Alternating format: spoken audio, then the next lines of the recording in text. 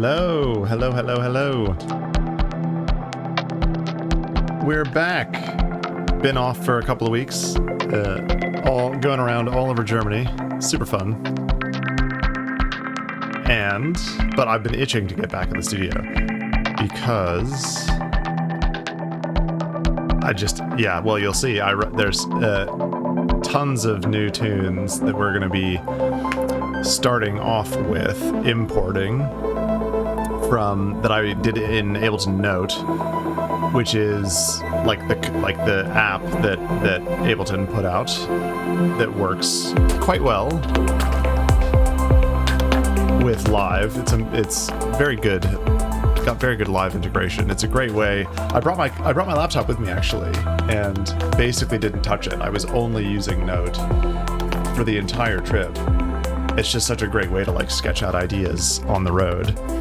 So that's what we're going to be playing with today. Is just fix this camera a little bit. There we go. Yeah, that's what we're going to be doing for starters here.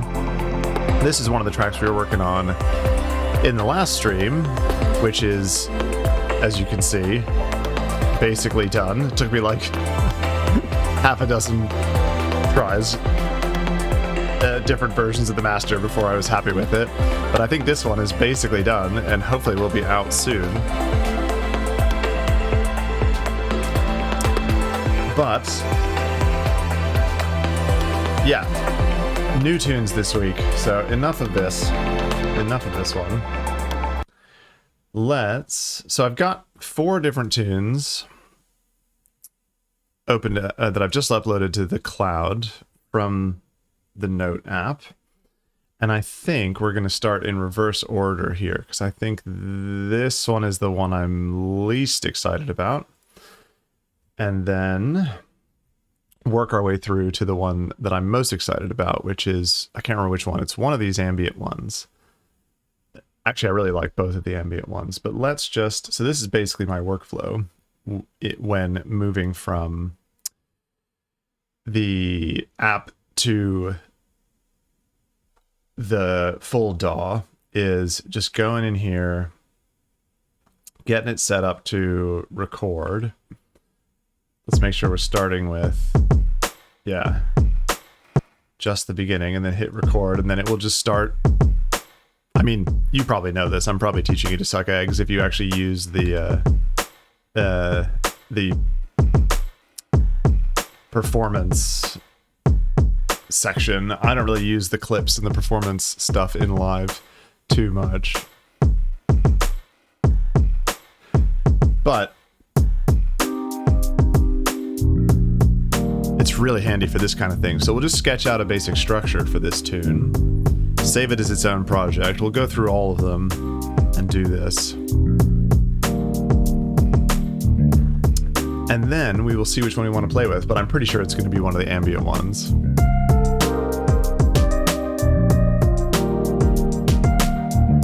And you will know if you're watching on YouTube, because it will say in the title what kind of tune we're working on this week.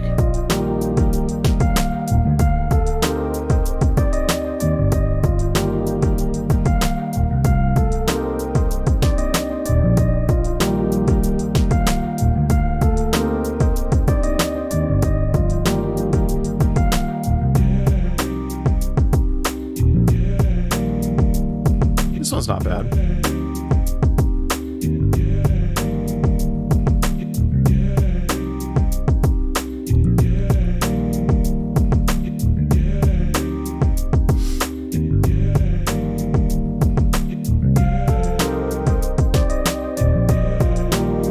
I find that, I could be totally wrong, but it feels to me like when you're working on Ableton Note, that it's got some sort of like subtle EQ or subtle reverb that's applied to the whole, to the entire master channel to kind of smooth things out a little bit more in the app. Because I feel like basically when I import stuff from Note to Live, I can really clearly hear a lot of additional detail that I can't hear when I'm working in the app. Like, it's very difficult, I find, to do any sort of mixing or EQing in the app. Not that it has much built-in capacity to actually do that in the first instance, which is kind of nice, actually. It's kind of nice. One of the things I really like about it is the amount of creative limitation that there is. You can't really, you kind of just have to go with the flow. Like, you can't get lost in the weeds on sound design because there isn't a lot. Like, you can only put two, what is it? Like, you can only put 2 effects on each channel, so it's pretty limiting, which is actually fine for just getting ideas down on paper. It's actually kind of what you want.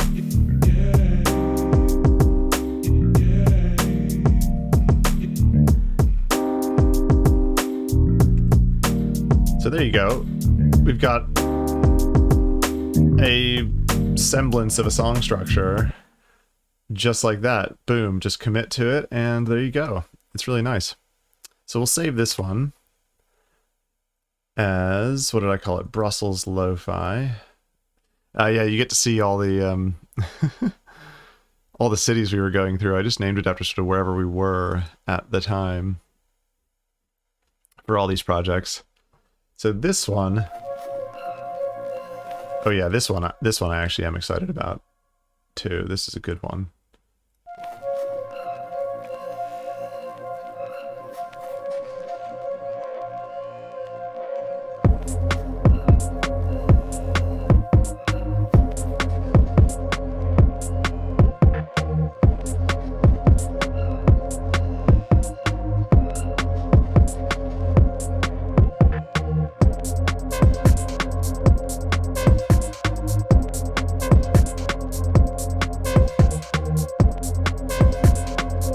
Not really sure about the structure here. I was messing with it a lot.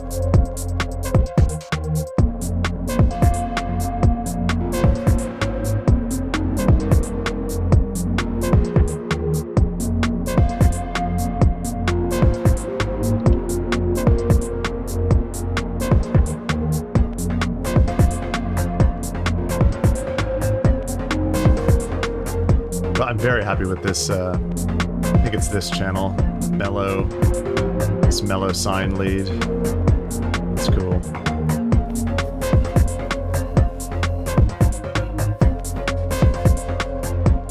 This 5th channel needs a lot of work, but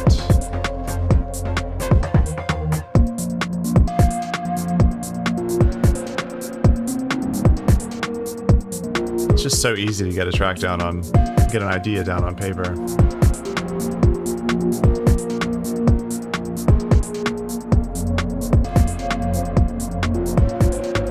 I bet, and then you can like just stop individual channels too. Yeah, nice. It shows you how little I never do real writing in this view.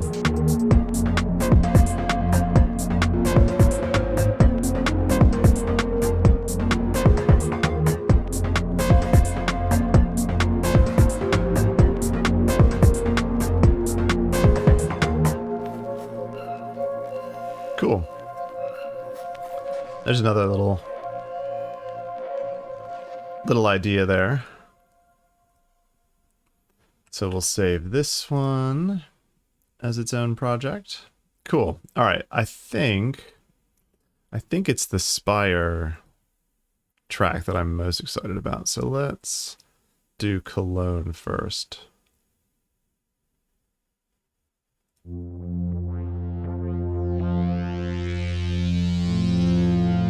Yeah, okay.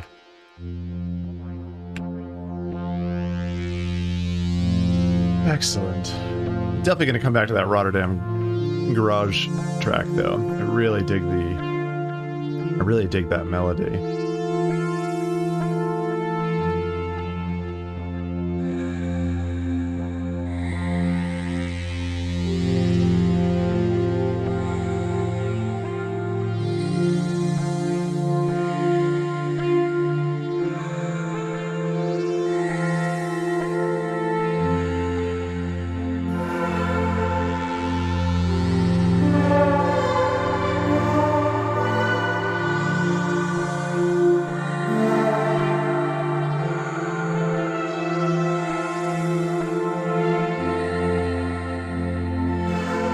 One of the things I like about Note is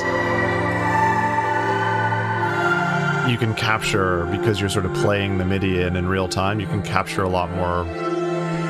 It's a lot more humanized and a lot messier.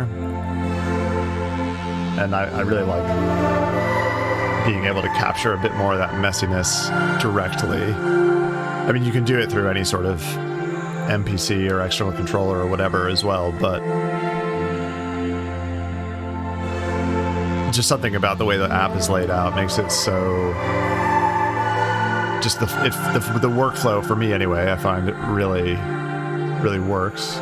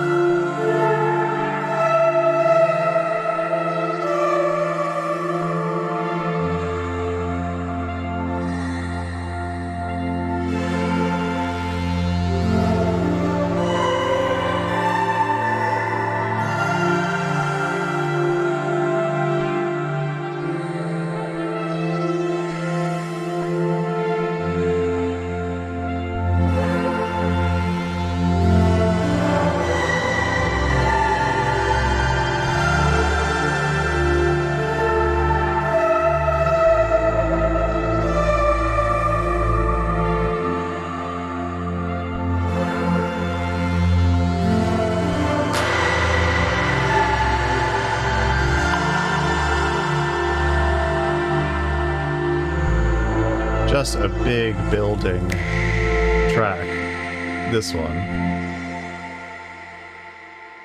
Really like that one. I'm definitely going to come back to that at some point. Let's save this one, Cologne Ambient, okay. And then we'll open up the Spire one, or Spire.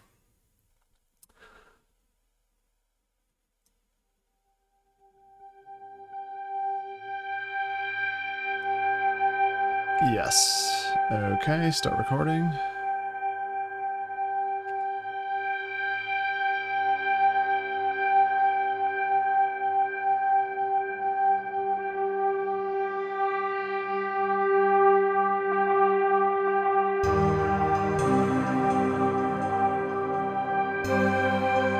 This one's interesting because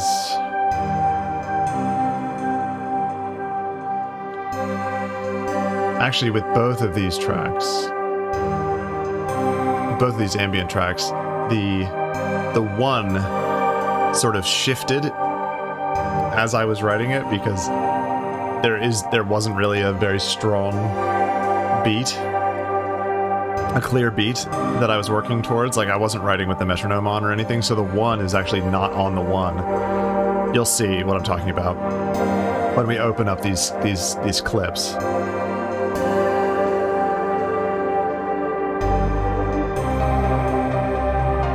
Like the one is basically, well, you probably feel it.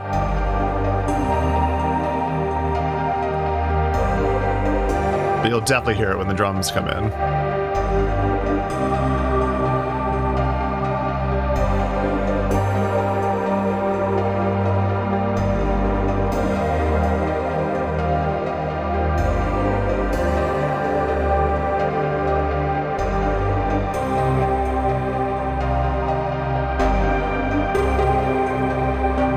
See, I missed the end of the loop because I'm like, that's not where I want the one to be.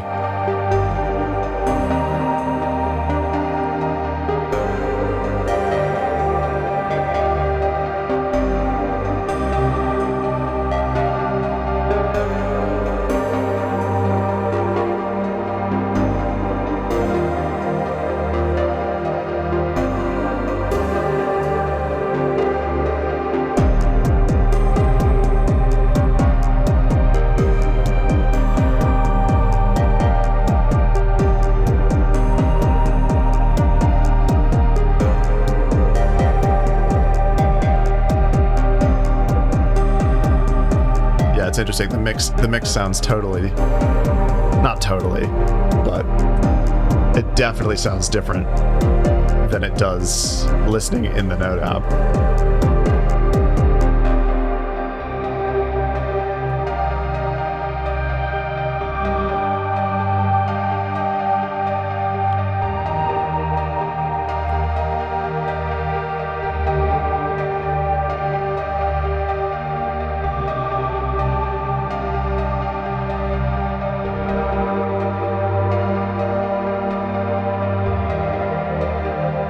want to capture all of these different arrangements.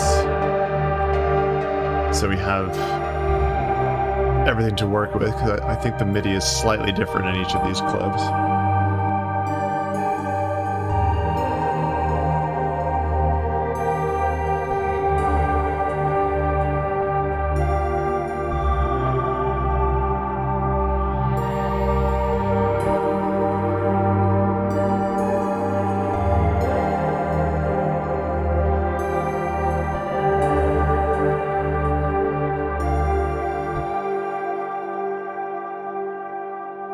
Sweet.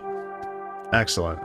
Now we can get cracking. So, where to even begin with this tune? First of all, let's give ourselves a little breathing room here at the start. Oh, nope. Everybody, come on. There we go. I always like to leave a little bit of room at the start. I don't like it being squished up against the one. So,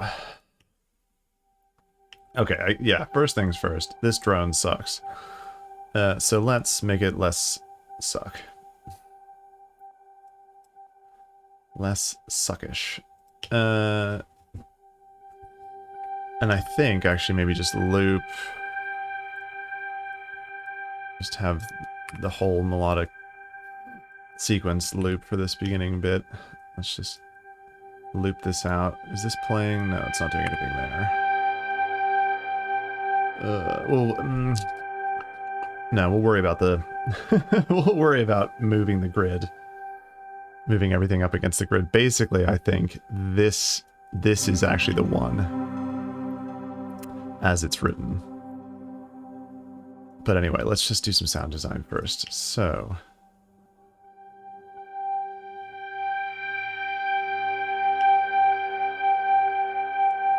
it's a bit harsh.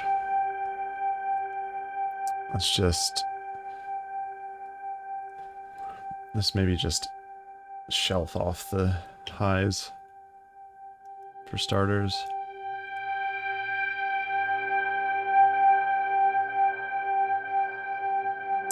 My free trial of Soothe has expired. I need to buy that thing. Because I would totally throw Soothe on... I would totally throw Soothe on this channel if I could.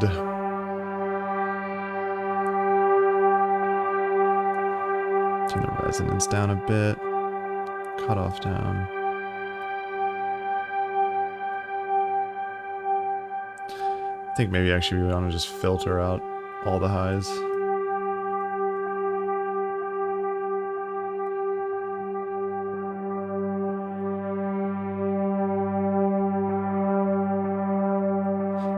I don't actually know if I don't even know if I'm digging this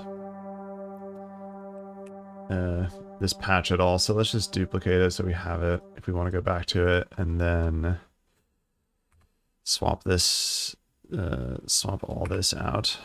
Or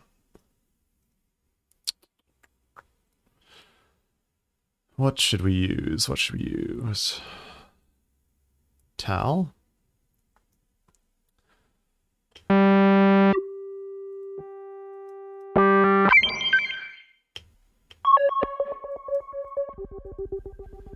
Does it have like banks of, yeah. See what kind of pad presets they've got.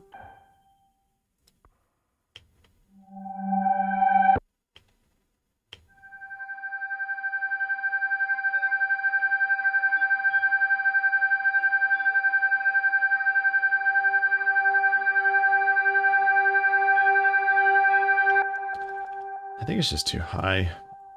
Generally, just move it all down an octave.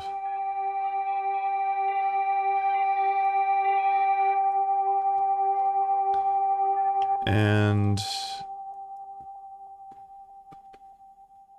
polyphony.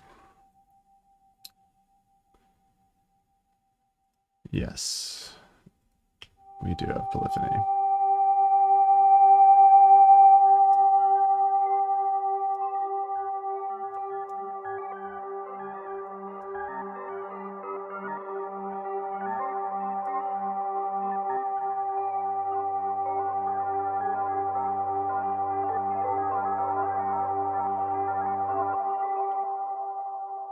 That's kind of cool. That's kind of cool. Let's get some reverb on this, and my favorite, Supermassive. Maybe put it after everything. And let's see. Some filtered half notes, maybe.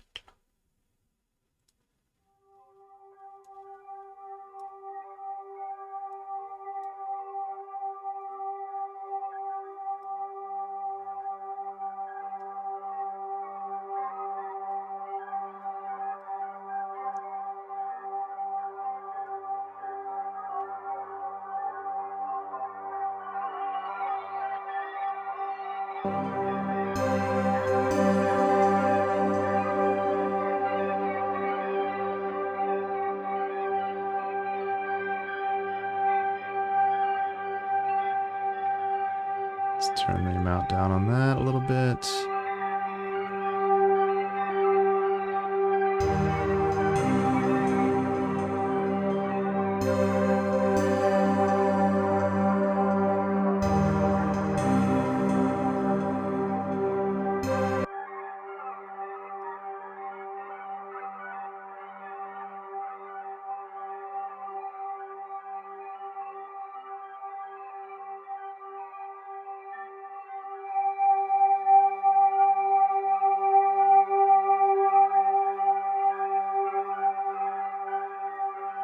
What is generating that, like?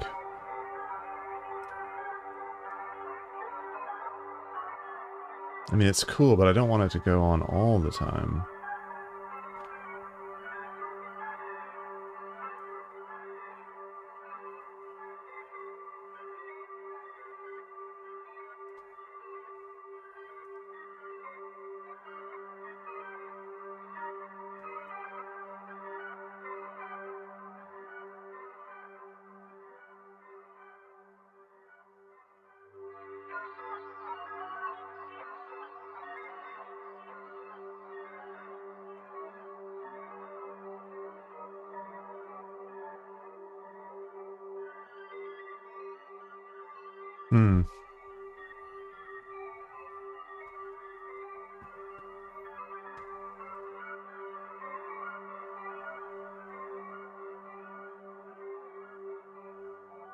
Hmm.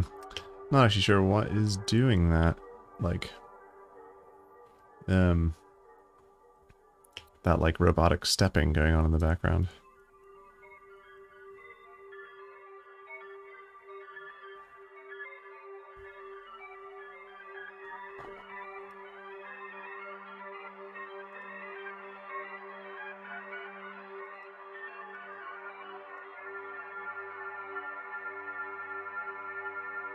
Okay, so it's one of the LFOs.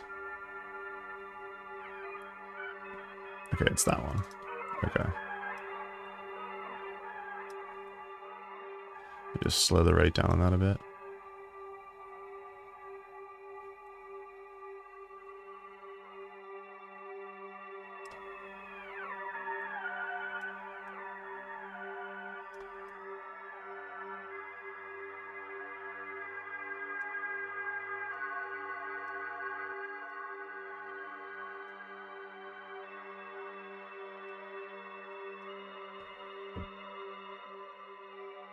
Okay.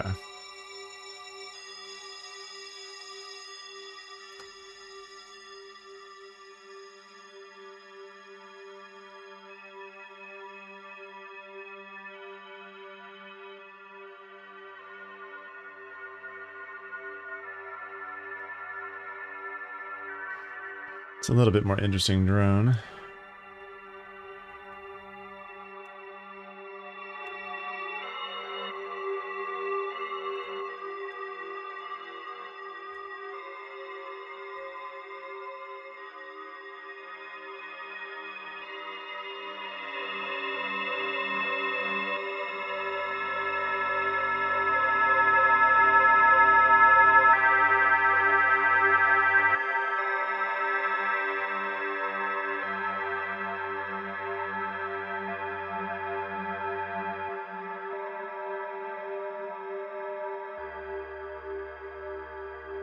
Yo, what's up?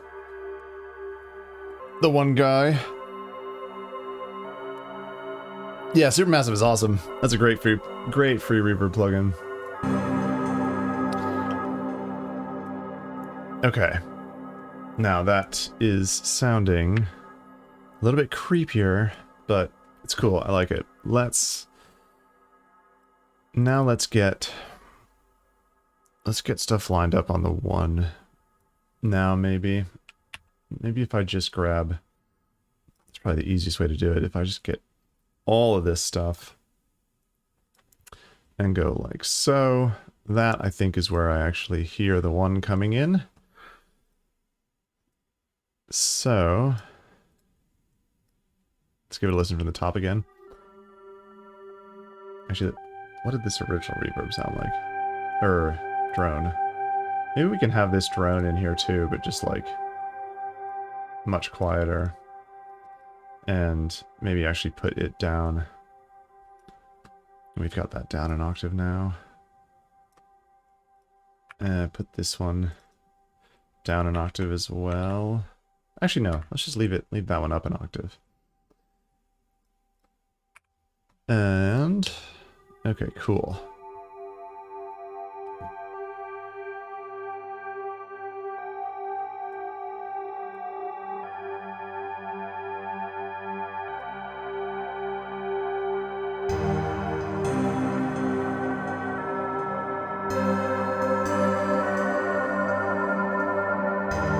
Too much of this going on.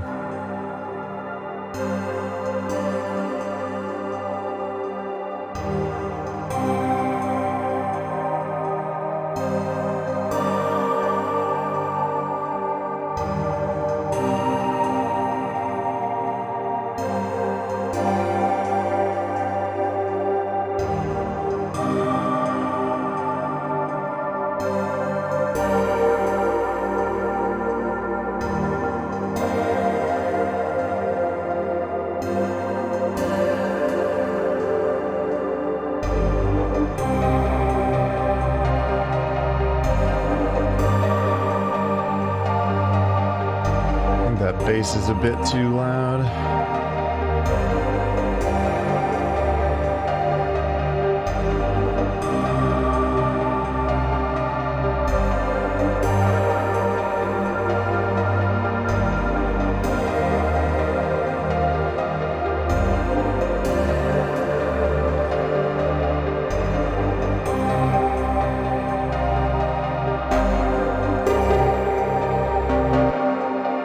Yeah, we messed up the timing on the loops here, so let's just clean this up. To like there, maybe. It doesn't really matter.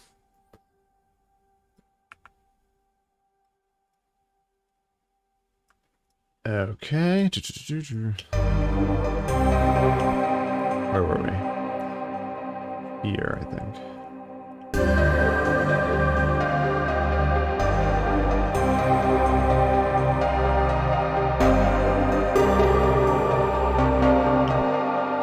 Yeah, there.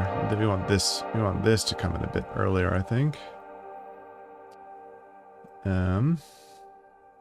Getting myself all confused because none of this stuff is lined up properly, but all good.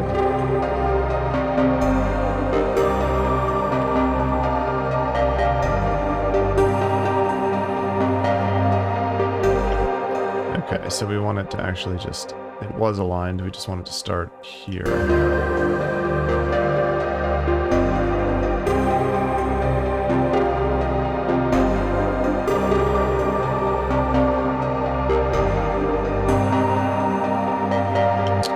No, we want that, I think, on the one.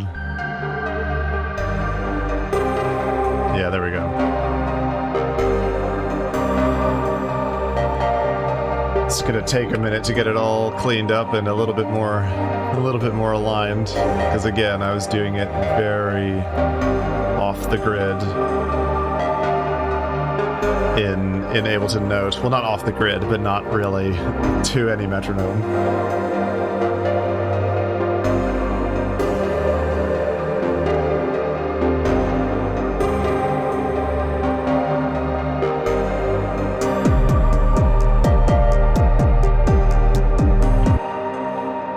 just need to clean all these up. So they're all, move it all back from the first loop. I think. So now they should all be theoretically lined up to the right.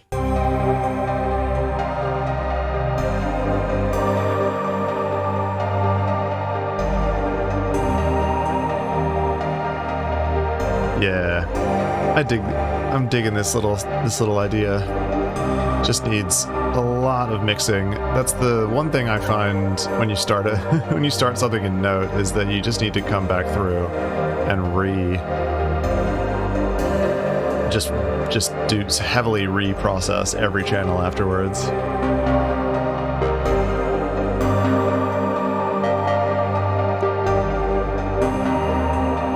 Let's cut out some of the mids on this bass channel.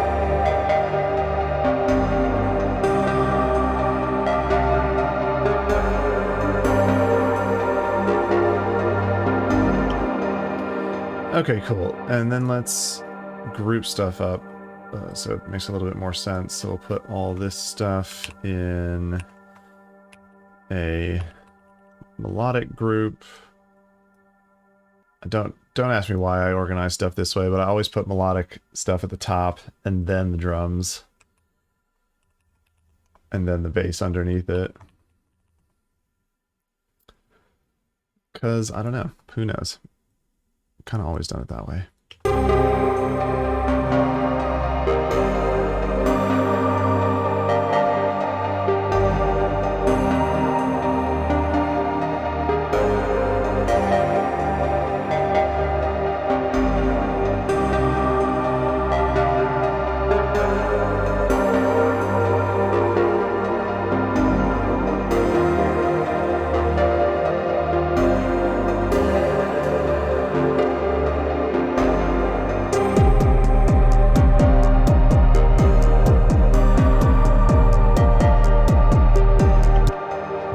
Those drums sound cool, but wow, they sound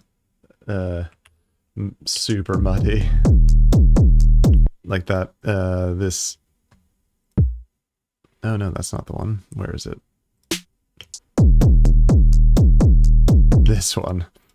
Sub-Abyss. It's way too long. So let's bring that back, or can we put it on... Because classic is just gonna... I think that's just re-triggering every time, which is fine.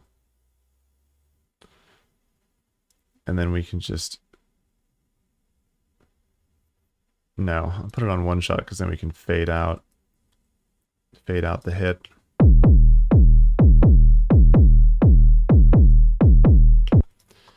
Yeah, and then we definitely need to be sidechaining.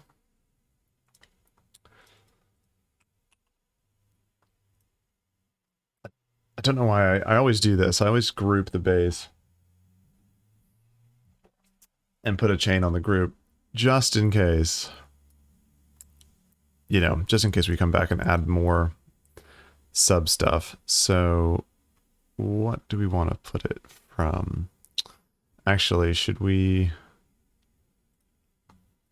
probably just create an actual sidechain track here.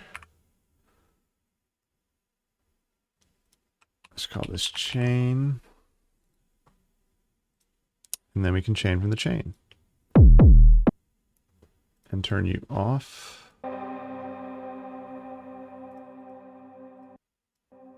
Oh, are we just soloing? Yeah, there we go. Okay.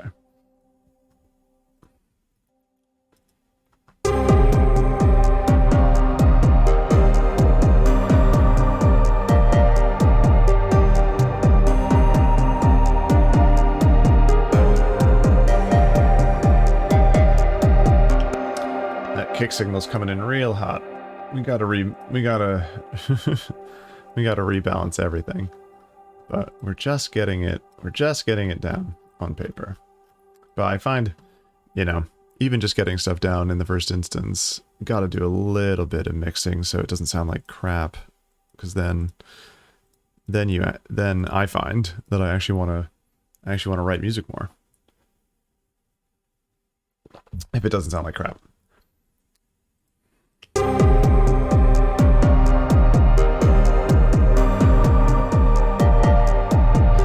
Yeah, I think that kick in general is just too loud.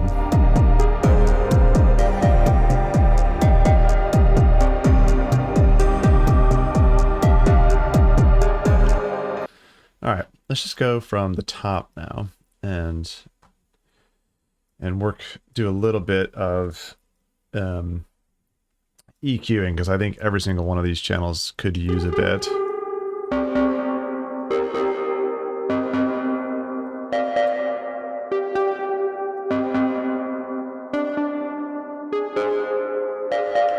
Actually, let's just put an EQ on the group and cut everything under 120. Sort of my standard starting point. Don't need lots of stuff fighting that low in the frequency spectrum.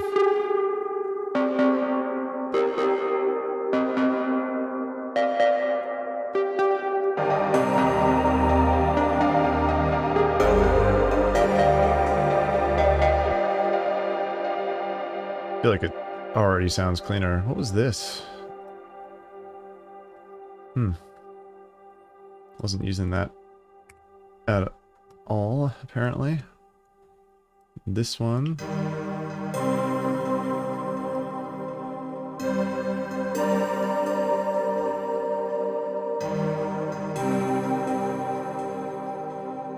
I just think there's a lot of stuff fighting in the low mids.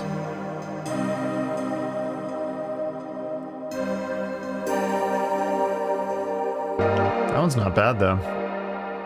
Actually, the highs actually sound really nice. I think most of the stuff, yeah, most of the stuff in Note, it looks like they're just using the wavetable. They're using the wavetable synth to create most of the stuff in Note, which I guess makes sense. It's maybe like one of the more flexible built-in Ableton synths. All right, let's check out this lead.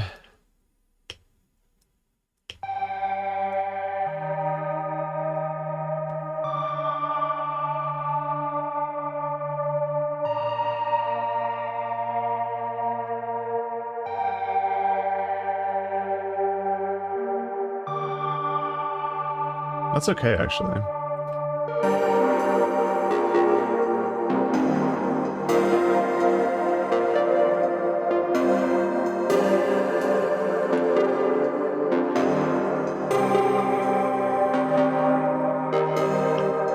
Yeah, I think it's more just it needs a bit more mixing in general than EQing on that one.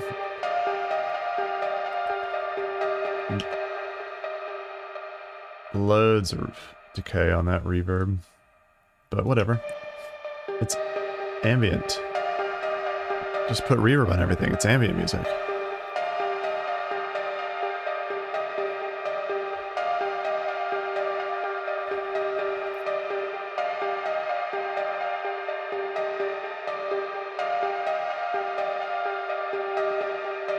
This is another channel where I would use Soothe. Some harmonics that are... Yeah, there's some harmonic buildup. Maybe if we turn down the decay a bit.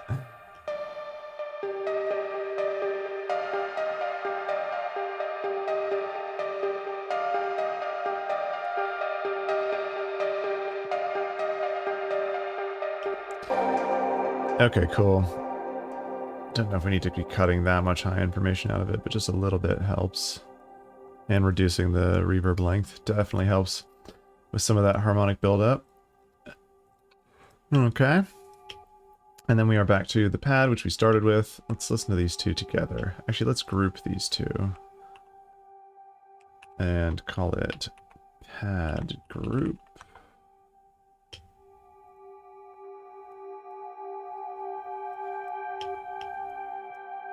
I think this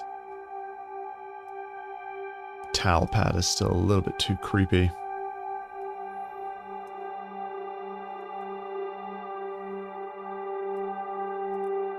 I'm not going for creepy. necessarily. I mean, it is a bit melancholy. Actually, what are we even writing in? Oh, G Phrygian. Is that really what scale we're writing in?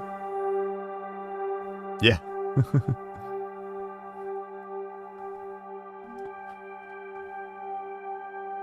So hence a little bit melancholy.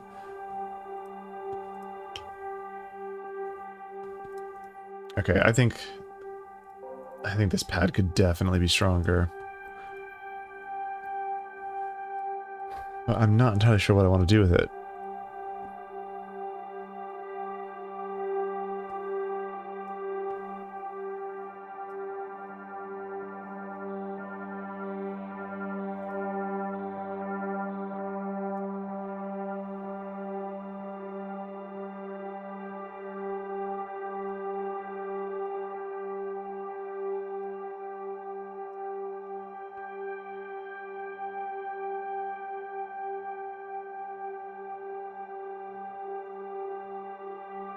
Maybe put Supermassive on the group.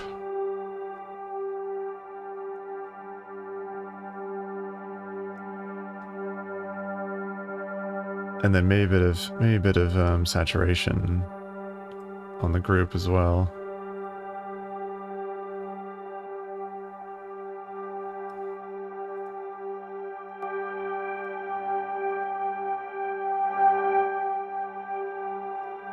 Let's put clipping on.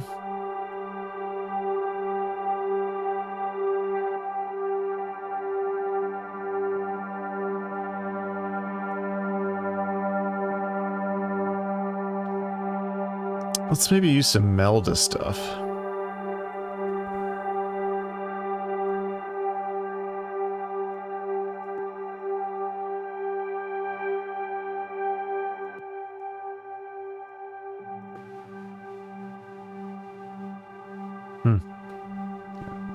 That introduces a lot of noise.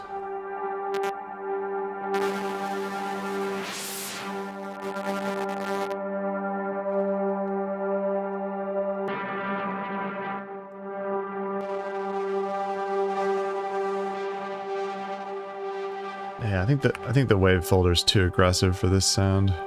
Maybe just a little bit of crush.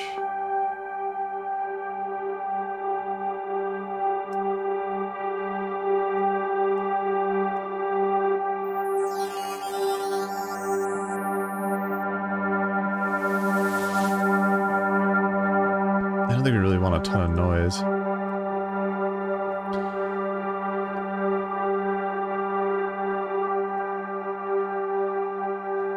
Let's put another EQ at the end of the chain here.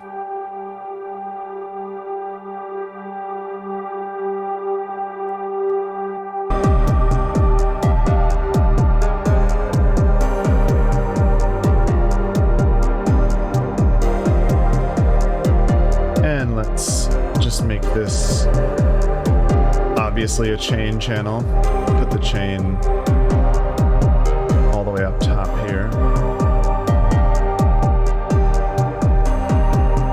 Oh, did I just put it in there? No. By yourself. Okay.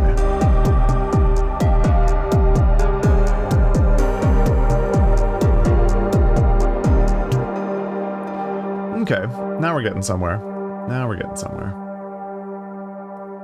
Let's call this bass group.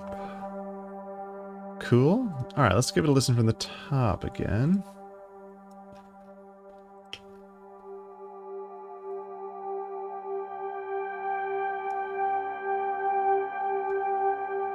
Let's maybe filter this in.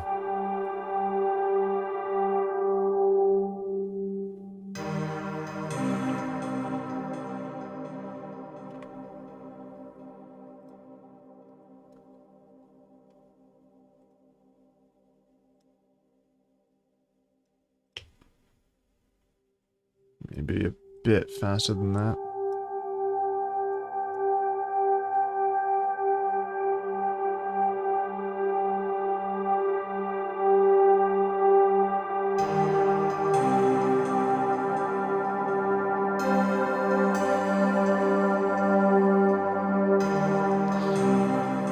don't know if you really need all this saturation.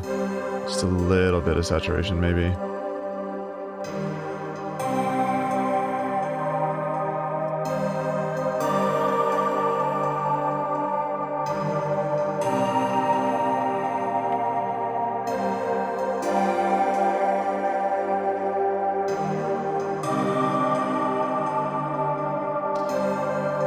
And maybe let's grab another EQ here. Cut out some of the low mids on the pad as well.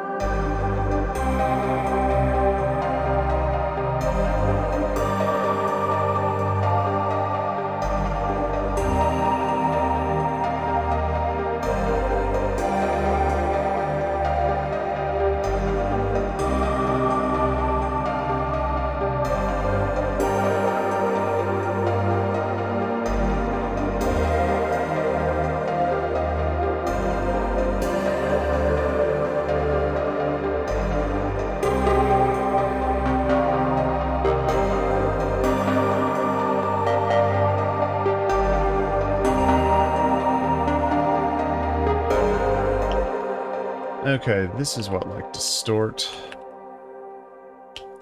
lead, distort? Sure. Sure. I think, maybe, I think this channel might want a little bit of mid-side EQ. So let's put this one in mid-side mode. Oh my god. There we go. And let's cut, actually out of the mids, let's cut a bunch of the low end out of the mids.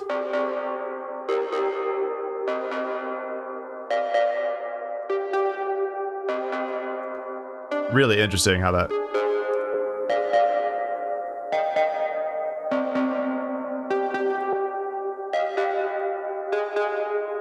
It's subtle, but I feel like it's cool how just cutting some of the lows out of the mid channel will make us automatically make a sound feel more feel wider.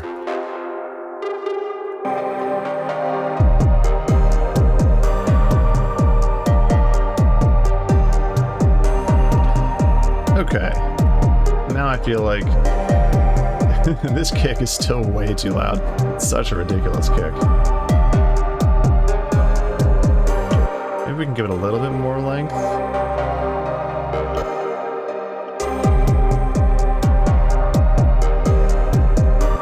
Let's just solo these drums for a sec. Oh, there's something else in there that's really fighting in the low end.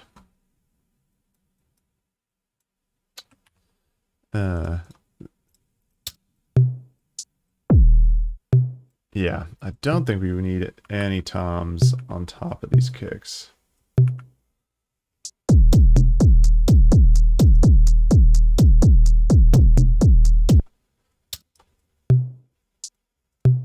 That feels like it's...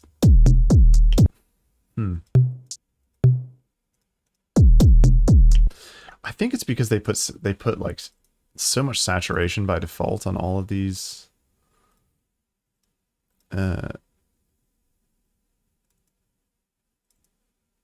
Oh, there's a saturator in the group. They put so much, look how much saturation is on this. Now that might have been me, to be fair. That might have been me. But I think we can back that off a little bit.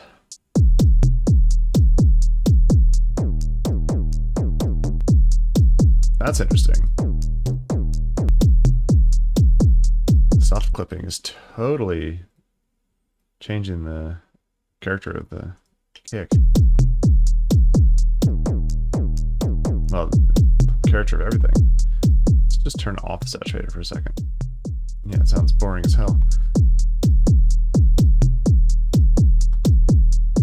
Maybe let's pan the tom out a little bit as well.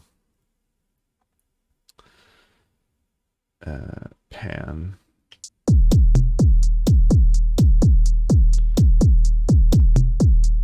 I don't even know if I like that sample. I might have just switched that sample out for something else.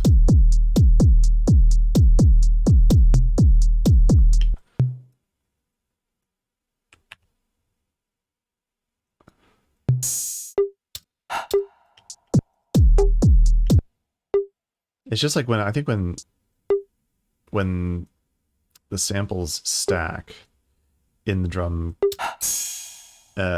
kit and the whole kit is being saturated, they just sound so different when they stack on top of each other.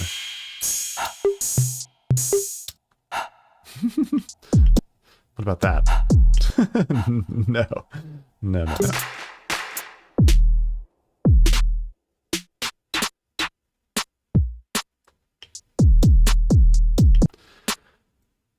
Let's just turn those off for a sec.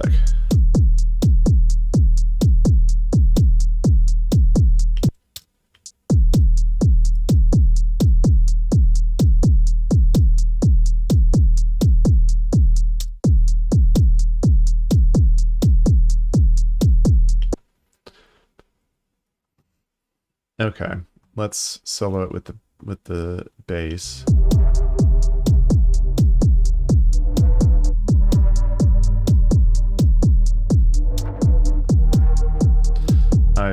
I bet those two are fighting a lot.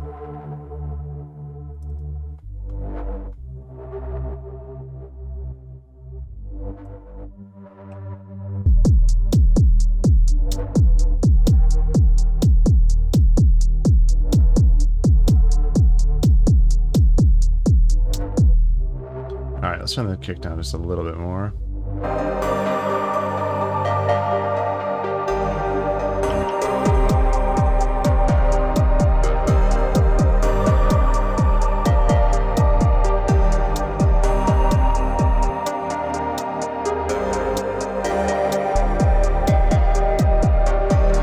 Yeah, there's just, that kick's gonna take some EQ work. It's just taking up so much of the spectrum. Let's turn that cut off.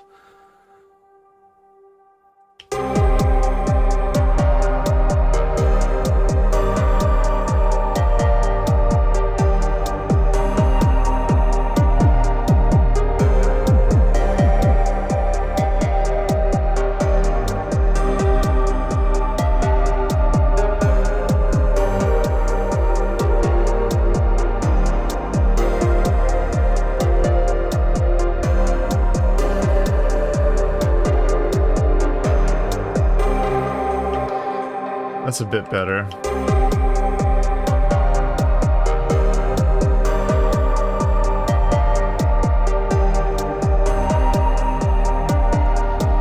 It's probably still got too much release time on it.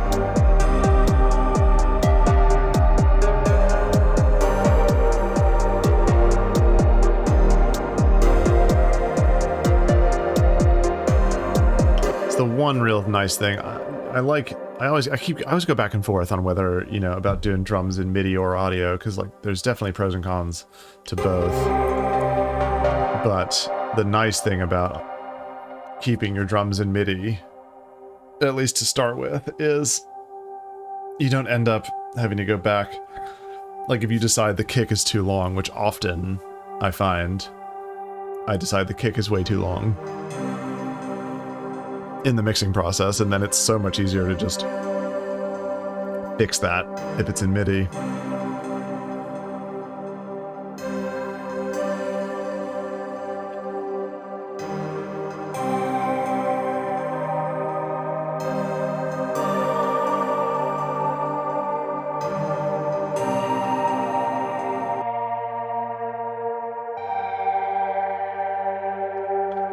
Actually, I think we need to get rid of a little bit of the, again, a little bit too much in the low-mid department in this channel.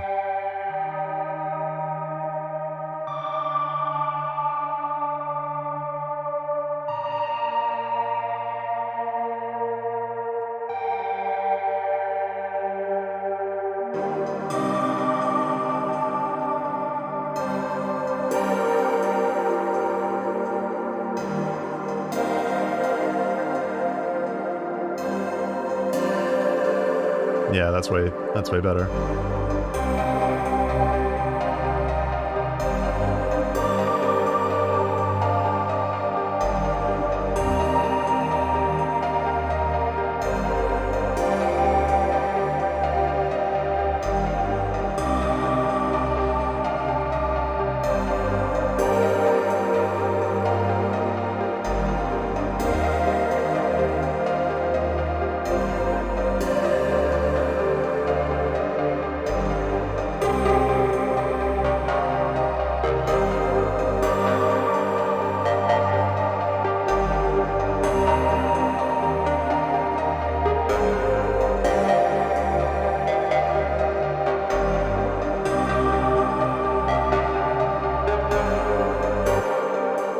I think there's also too much. Let's do this now. Let's do this on the channel. There's too much. Ugh. Too much sort of low mids in the stereo field for this one. Turn that off. Turn that off. I used to, and this I don't know if I can really hear much of a difference, and I don't think it matters. I don't think it matters a whole lot at this stage in the game. But I used to just always like cut everything every time going through.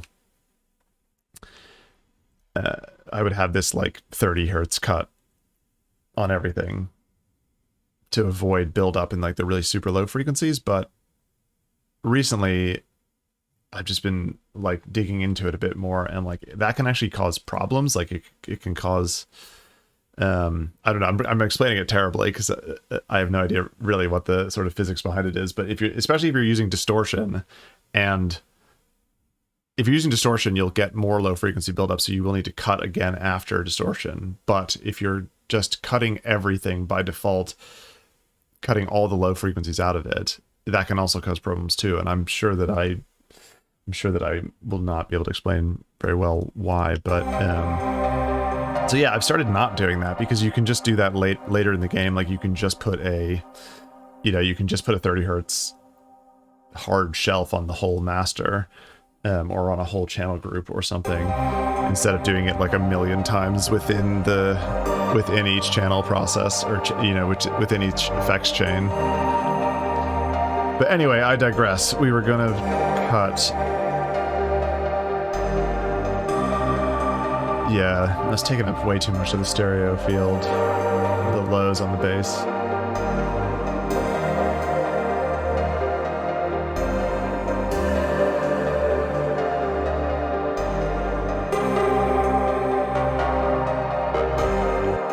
Nice. All right. Yeah, that sounded better. Starting to get to. It's maybe a weird order of operations, but as I say, writing is less fun when the mix sounds like crap. So we're doing sort of a reverse order of operations, a little bit of mixing to get things sitting nicely, and then we'll go back into a bit more writing. But that's, again, I just find that's always the case, coming straight out of Note into Live. You need to do a bit of mixing.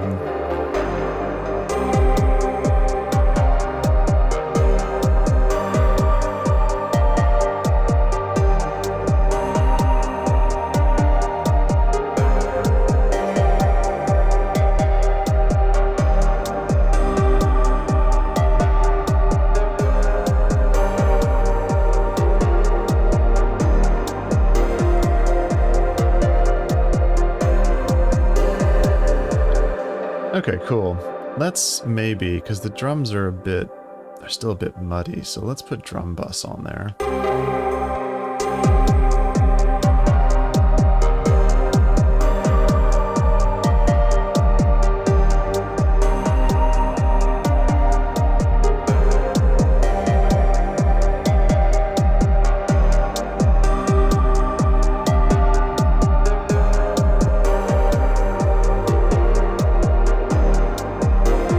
Don't know how I feel about that.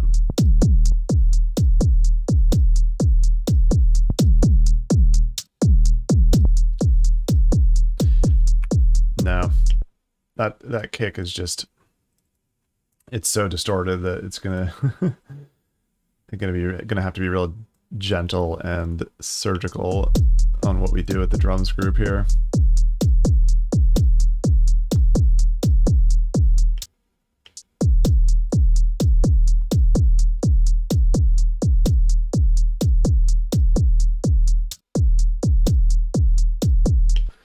Cool. All right. Let's...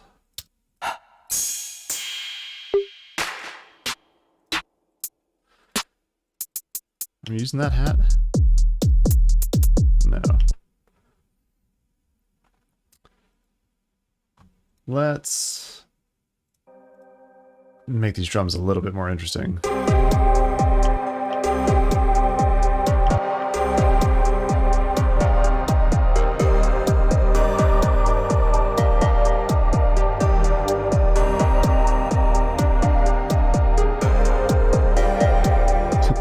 like that there's no kick on the one.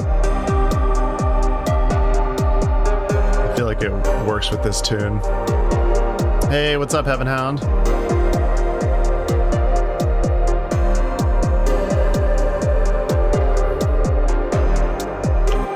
We're starting a new ambient tune today. Or we are, yeah, we're basically starting a new ambient tune. Oh, did I not save this? Excuse me? I haven't saved it yet. Something I wrote while I was away last week in the Note app, so we've just imported it. And we're just kind of making everything sit a little bit nicer together. Haven't even really gotten into like writing or arranging or anything yet, but I think we're about to do that. So let's find... Oh, I just got a bunch more... I just got some new, like, glitchy stuff, didn't I? From... Hang on, let's go into our samples folder. Yeah, I think we just got some new Mr. Bill stuff. Oh, actually... I don't want to go through... I think I've got the whole... I've got his whole, I got the whole Spectra pack, too. Extract. Okay, yeah, that's going to take a minute.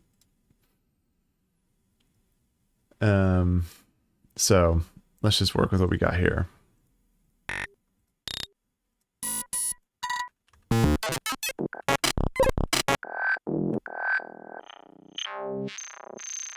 That's cool. That's very wide already. So let's group, rename drums group. Let's add another channel here. Chuck this in. And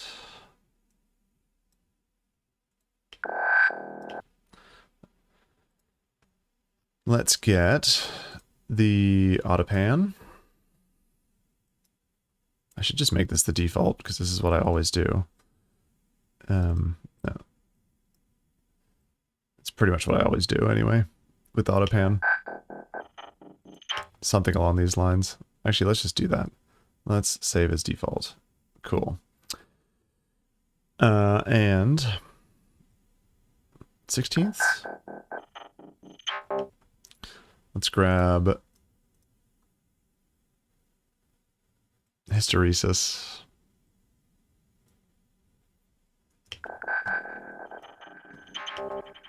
Put it before the Autopan.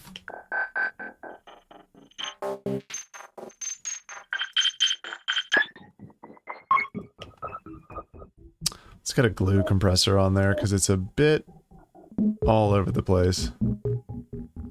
And it's still going. Calm down, Hysteresis.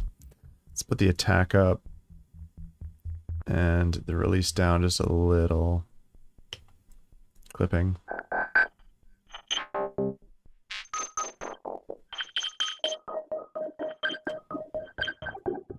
Okay.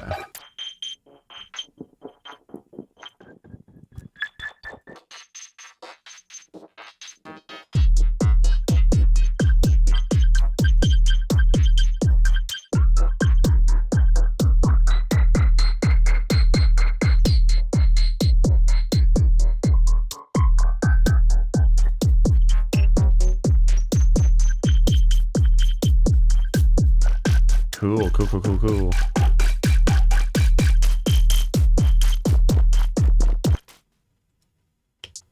Oh, nice. That's super cool. Yeah, that's one of the things I love about digital audio production is there's so many different ways to skin a cat. You know, you can like you don't have to do it the obvious way if you don't want to, or if you don't have, you know, every fancy tool under the sun. It doesn't matter. You can still find a workaround. Like Mr. Bill, I think it's Mr. Bill. Yeah, he did a pretty cool tutorial about basically how to remake Disperser with just like stock Ableton plugins, which is really cool because Disperser is awesome. And a lot of people put it on, a lot of people overuse it, but a lot of people put it on like everything. But he just like basically remade it in Ableton, and I was like, nice. And he remade like, there's so many like examples of people remaking very expensive VSTs with just like stock plugins, which is great.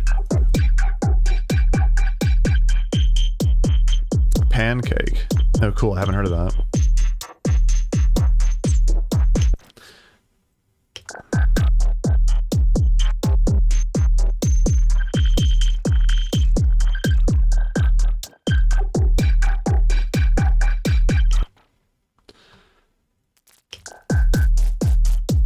Okay, I don't really know where I'm going with this at the moment, but let's see how it sounds in the mix.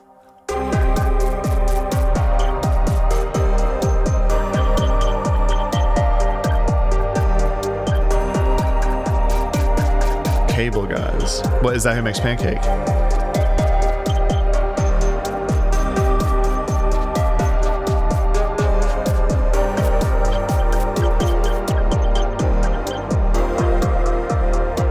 Nice, cool, all right.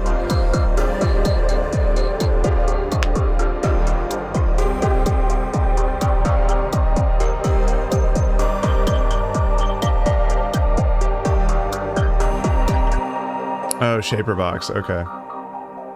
Nice. Hysteresis just never, some of these plugins just do not stop. Oh, here we go. Just calm down with your feedback.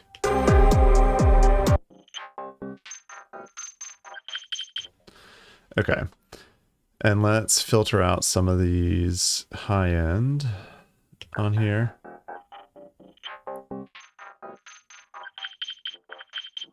Yeah, I know, right? I love just flipping through Hysteresis presets, but like some of them, the feedback is at like 100.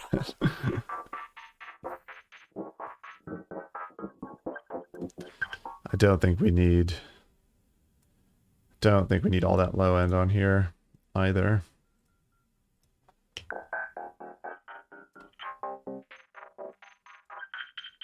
Can probably actually copy the sidechain to this channel as well, just for good measure.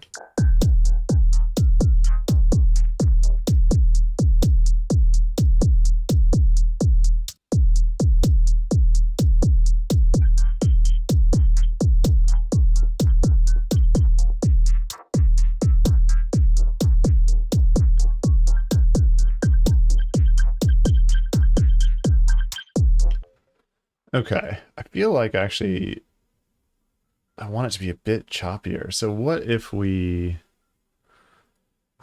freeze this track first?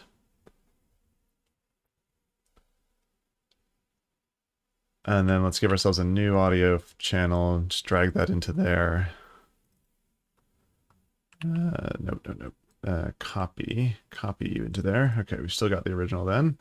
Let's turn you off, and then take this.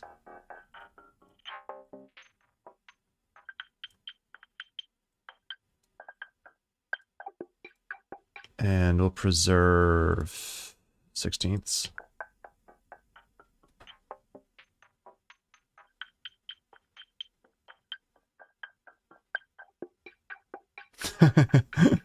That's a good question. That's a good question. I mean, sometimes I definitely have no idea where to start sometimes. I think that probably happens to everyone. And some, you know, I think that's what a lot of people call writer's block. But I find that the Venus Theory was talking about this in one of his videos recently. The 10-minute rule really works well because often it's hard to yeah, it happens to you. Yeah, I mean, it definitely happens. Like, but the 10-minute rule is great because it's like the idea of just like, okay, I'm going to sit down and write a song now is, you know, that can be a big hill to climb. But the idea of, all right, I'm just going to sit down dick around for 10 minutes and see what happens, you know, just put on a timer for 10 minutes. Yo, Rata Bastarda. Thanks for the follow. Welcome to the stream. But yeah, I think so. Like the 10-minute rule is great for that kind of stuff because it's like literally just forcing yourself to sit down, mess around for a minute, see what happens. Don't try to do anything necessarily with any direction. Just like maybe do some sound design or something. Yeah, exactly. Yeah, exactly. That's the other thing that really helps. Close your browser, turn your phone on airplane mode, like get that shit out of the get that shit out of your room. Cause yeah, I think that's also a big thing. Like the other thing that is really good is just seeing if there's a new, you know, just grabbing a random new free plugin of some sort and seeing what, you know, seeing if that inspires any ideas. But I really think that the biggest thing that a lot of like successful full-time musicians, their trick is just like consistency, just sitting your butt in front of the computer for like an hour a week or whatever you can, you know, whatever amount of time you can carve out and just doing something. And then before you know it, you've got loads of ideas in some shape or form that you can come back to when you're vibing it more or when you have more time. Because like Stephen King, I think this was also, I'm also just stealing knowledge from the Venus Theories video on this, but like apparently like Stephen King is super prolific, right? Like he writes at least a book a year, if not more. He writes tons of stuff, and someone asked him about it, and he said, I just write 6 pages a day. That's just my thing. I make sure that I always sit down in front of the computer, write 6 pages, even if they're crappy, even if I have no intent of like coming back to them and doing anything with them ever. It's just getting into the habit, just always showing up and always putting in the work.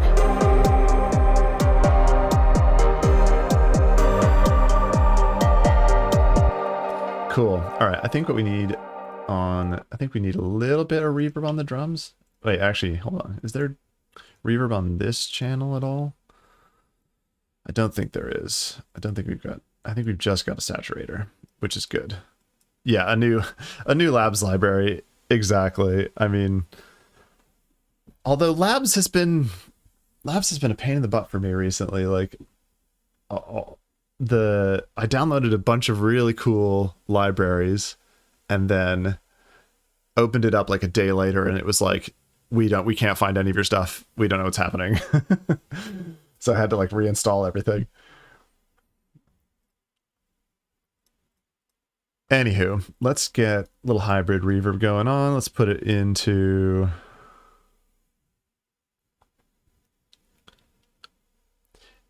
Yeah, totally. I think that's fair.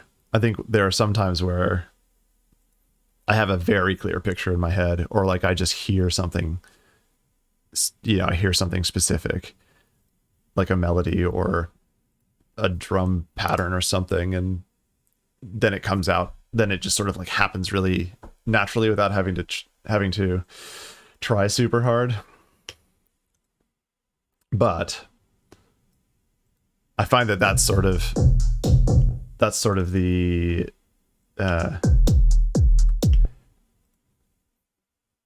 finishing and finding the idea. Yeah, I mean, I find that like that it's that is much more often than not. Yeah, more often than not, I don't have an idea when I first sit down, and I just start messing around and see what happens, and that's where ideas come from, like just sort of iteratively generated from each other once you have something somewhat interesting going on.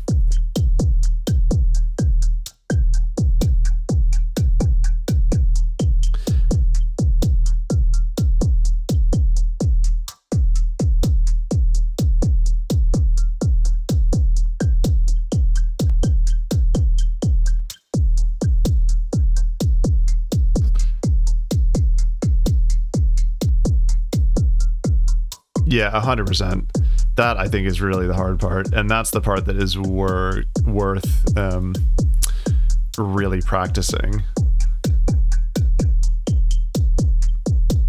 Yeah. Yeah, I mean, absolutely. Mental health is such a big thing for musicians. I don't think people, like, again, Venus Theory, like, absolute legend. I love all of his videos on mental health because he's so just straight up about it. Like, he's so straightforward about how it's like weirdly sort of fetishized in the music industry or the entertainment industry, but writ large, but definitely the music industry, where it's like the whole like struggling artists, like, like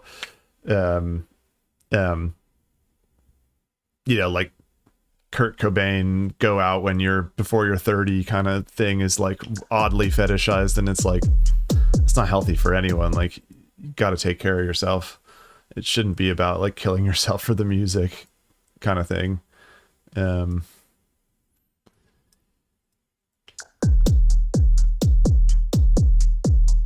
yeah, I think like taking breaks, taking a step back, taking a breather, it's tough, man. Like, but yeah, Venus, I definitely can't recommend Venus Theory's videos on this enough, because he really has a good, a very honest way of talking about how challenging it is for artists a lot of the times. And like, oh, nice, that's great. Yeah.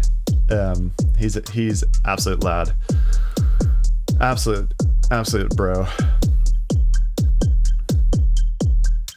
Yeah. The one of what's that one that he always recommends? The subtle art of not giving a fuck, I think, which is, I feel like I haven't actually read it, but I feel like in my own life I have kind of gotten to that.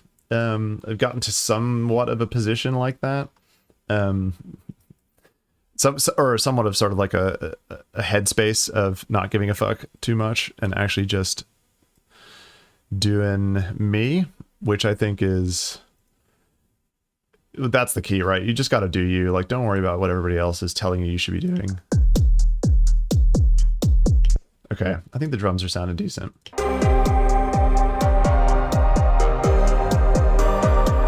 So now I think what we want to do is just a bit more sort of like actual structuring and work on some more transitioning. And this is obviously like I was gonna say, this is obviously like a very short thing, but it's already 4 minutes long. But I think, well, we'll see. This track feels like it needs at least another minute or so. But let's see. Let's give it a start from the top. I think we just need a little bit more transitioning and like blending each of these sections in a bit more.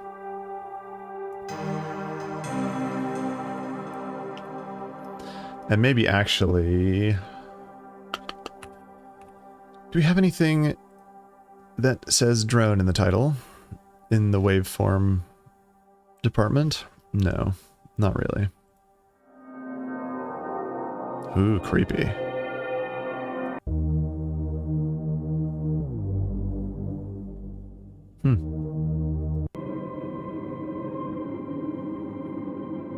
That's cool. That one fits. Let's chuck that into a channel. What's it in C? So I think we want to go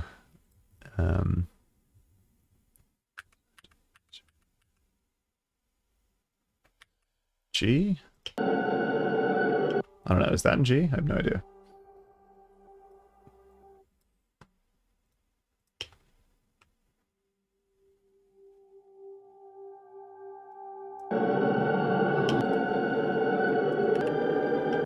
Oh yeah, I mean, you can turn anything into a drone. Actually, yeah, fuck it. Let's do something like that.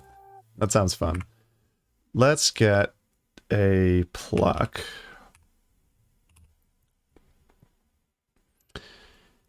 Have we got a pluck that's already in G? That'll work. You can just repitch it.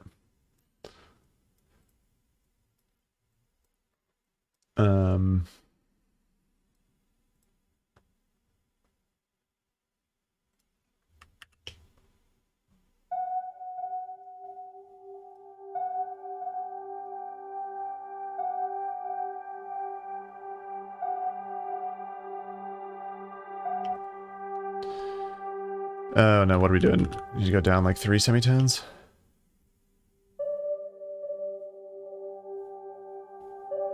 Yeah, okay. And then let's maybe put hybrid reverb on this one for starters. Put it all the way wet. Put it on shimmer because I love shimmer.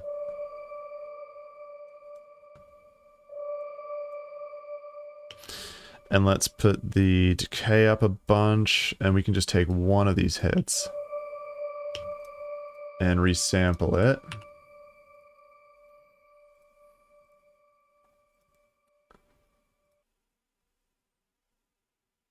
No, solo. There we go.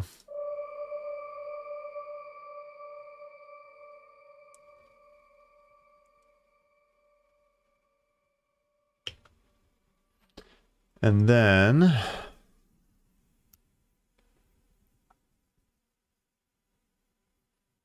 Oh, that's a cool idea.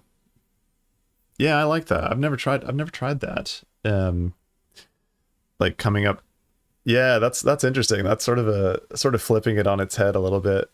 Or for me, for the way that I usually do it. Usually I don't actually have an idea about what a track is until I'm like halfway or 2/3 of the way through. But that's cool. I like that.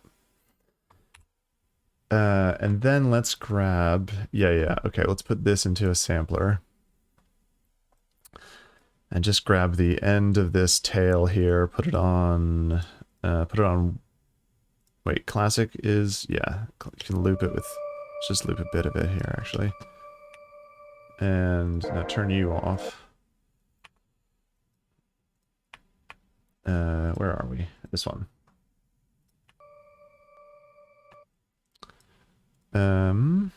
What am I doing?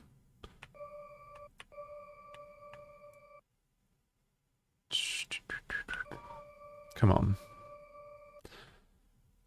Do I need to change it to a sampler? Yeah, there we go. I think that's what I'm looking for. Turn out the crossfade.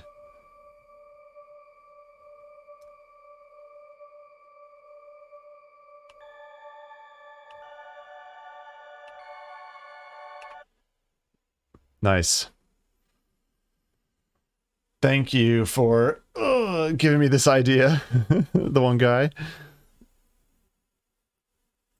This is why I love doing stuff on Twitch or on stream in general.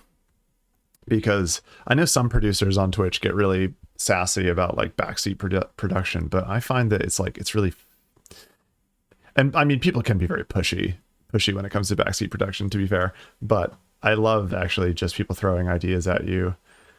Because everybody, you know, everybody's brain works differently, and you can just get such cool ideas. Like it might not even occur to you to try something that somebody else is like, oh, this is exactly what I would do here. Okay. So let's now put let's turn all of you off for a second. Let's put a big old MIDI clip in here and just give ourselves a G.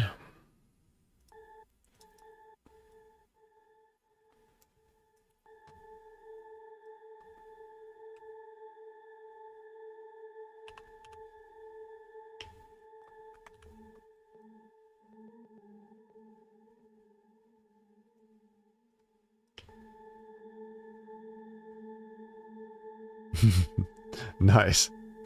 Oh yeah, no, I totally don't feel like you're being pushy at all, Heaven Hound. Yeah, that's fun though, doing a stream with whatever samples subscribers send in. Yeah, that's fun. I like the I really like the series that Underbelly's doing that it has started doing recently. If you don't know him, I think he's, what is it? Is it You Suck at Producing? That's his main YouTube channel. But he started doing this thing recently where he is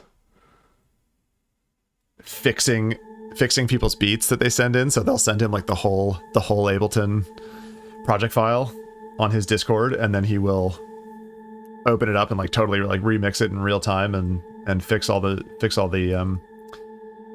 just the mixing issues with the track or the song structure issues with the track. It's really interesting. And then I think he actually is like sending people back those project files once he's done with them for them to play with, which is, it's so cool. Like that's the kind of thing.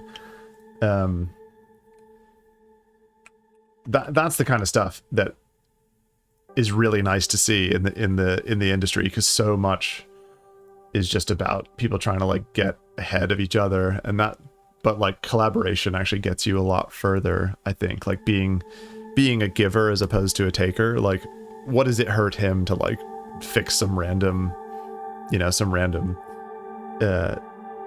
producer's track, some random bedroom producer's track that they're working on in Ableton? Like, it's super cool to just be like, here you go, I tweaked it a bit for you.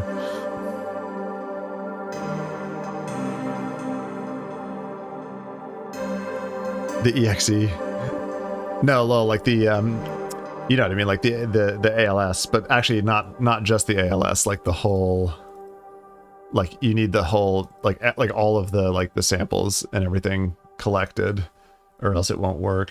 But it's a cool way, it's a really cool way of collaborating with someone without having to mess around with stems. The only problem is that like you then have to have all of the exact same, like make sure you have all of the plugins that they're using, which like for me that is just not gonna happen. Okay, I feel like something's out of tune here. Did I not put the, oh, you can do it with FL too? Nice.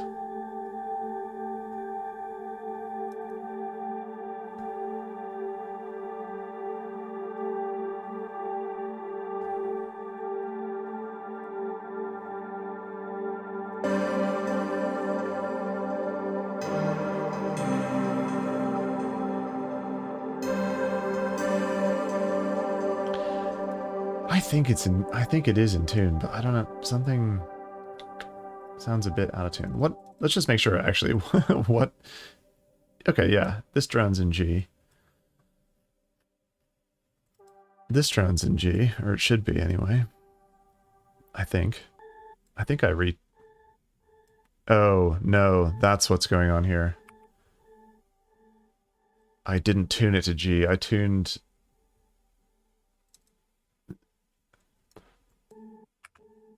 I need to put it on C, because I tuned this I tuned this sample to G, which means in a sampler you got to put it on C, so it will be its natural tone pitch. I'm terrible at explaining things.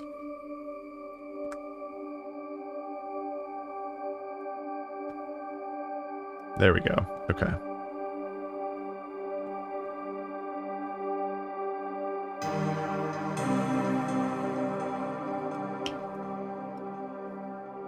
Okay, let's maybe...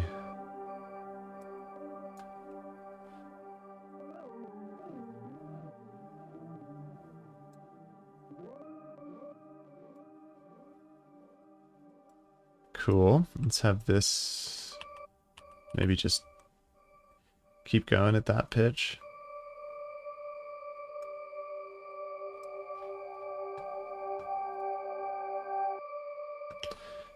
And let's just put the mix all the way up on Supermassive.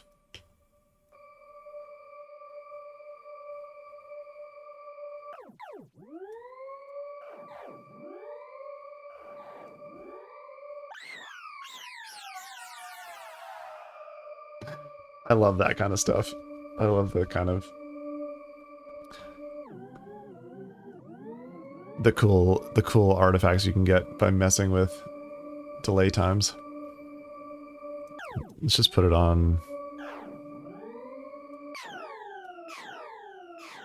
quarter notes. Draw this loop out a ways.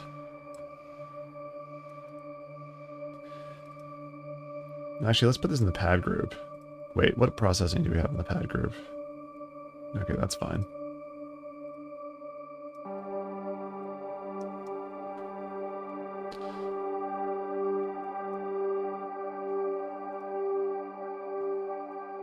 Yeah, totally. I could totally just automate the... If we get an LFO on here and map it to... Let's put this on milliseconds actually and just map it to this. Oh no, we have to do it in here to map it to... Where are you at? Delay... Note?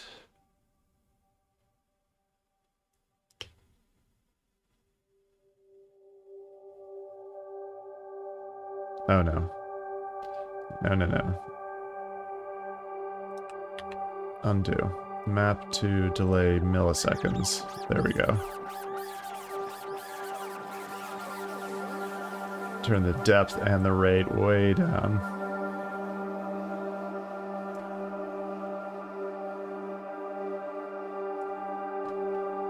There we go. There we go.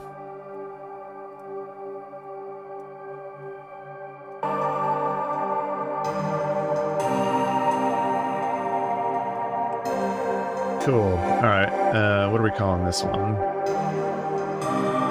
Let's call this... Resample drone. Call this... high drone. Low drone.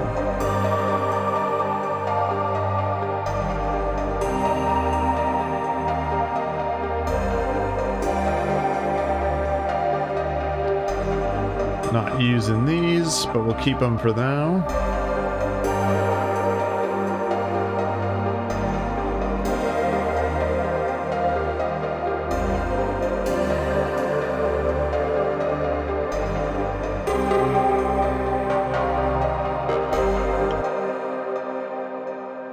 Okay, now I think we need... Let's see what we have that is in G already.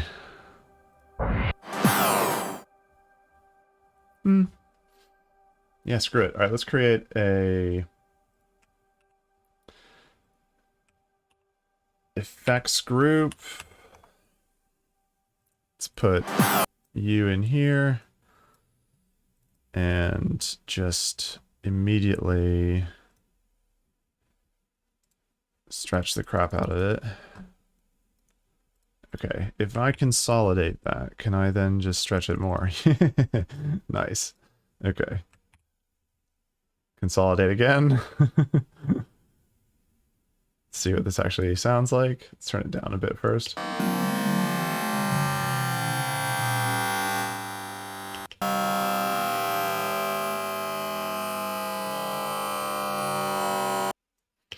Nice. I like it.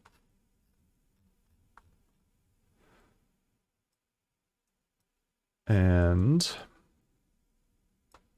I don't think it needs to be that long necessarily, but actually let's do that. Let's start with a little bit longer.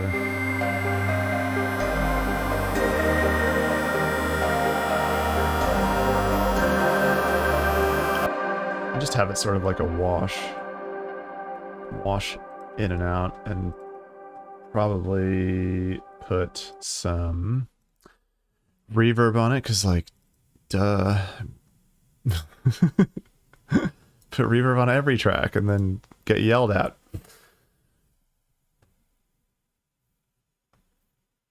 What am I doing? Shimmer? Just a little bit of shimmer.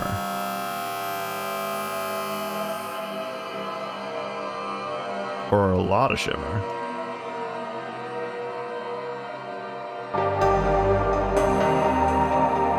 That's cool.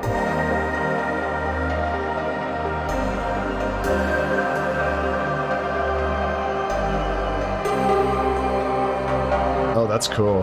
That's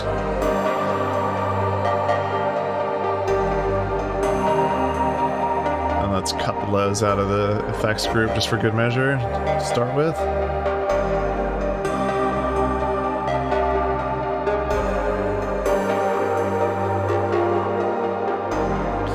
Do we want that coming in? Maybe let's actually have this here and then maybe have something a little bit glitchy.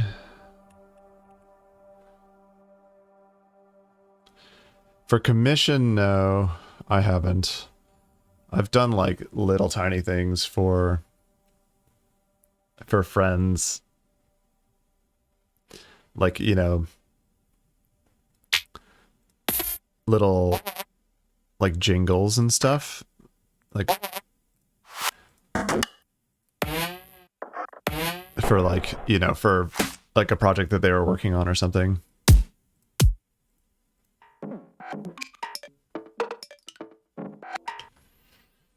That's cool percussion. Let's maybe chop this up a bit.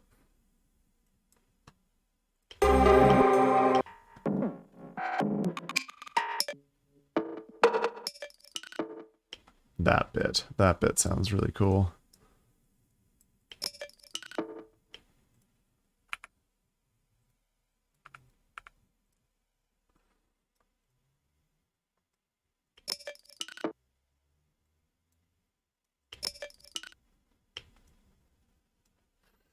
So cool.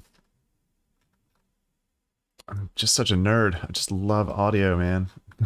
Just like, it's just ridiculous because I've been doing this shit since I was like 17 and I'm still just like, ooh, reverb noise, love it. Very excited.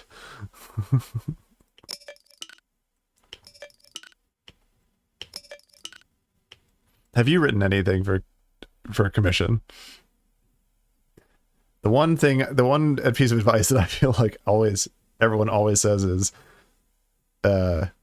get paid up front. Because I think there's a lot of dodgy business in that type of, well, not commission work specifically, but just like the music industry in general. There's so much like, oh yeah, I'll totally pay you.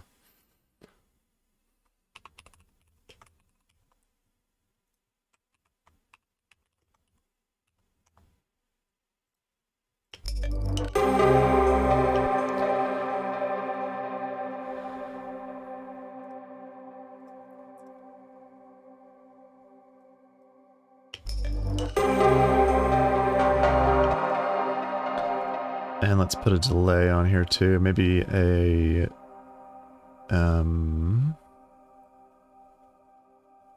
no, delay, filter delay.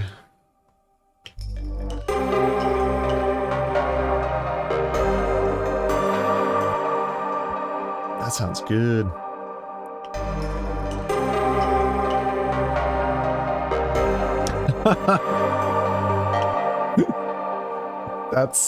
I mean, come on. That's so cheeky. Can you just like give me your work for free? Like imagine going to like an auto shop and being like, I can't pay, but like, could you put dope rims on this?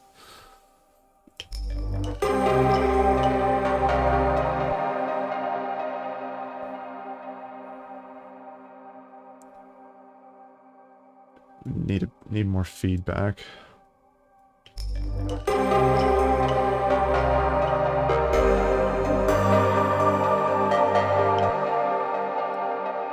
Maybe turn the center channel off.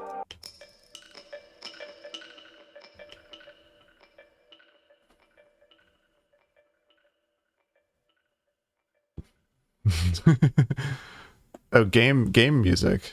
That's cool. I'm glad you got paid at least one time.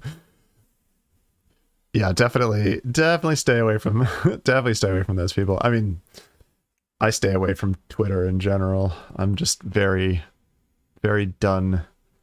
After Elon got involved, was very done with Twitter. What was I doing? EQ. I'm gonna cut the lows out of this.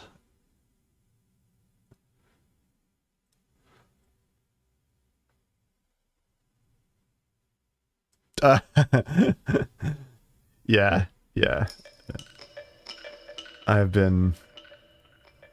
definitely been Mastodon fanboy since I joined. It's just so cool. It's just so different from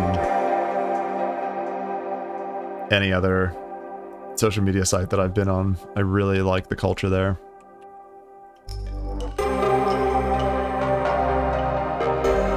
It also seems like it's much older, the demographic. Or a bit older than, like, maybe not older than Twitter, actually, or Facebook, but it's not like a bunch of 17-year-olds. It's like a bunch of people sort of, I think the plurality, or the if not the majority, are like over 30 or even over 40. Yeah, exactly. That's why I like it. Like, it's still social. It's still like people actually just chat and are generally civil and you know, are tolerant of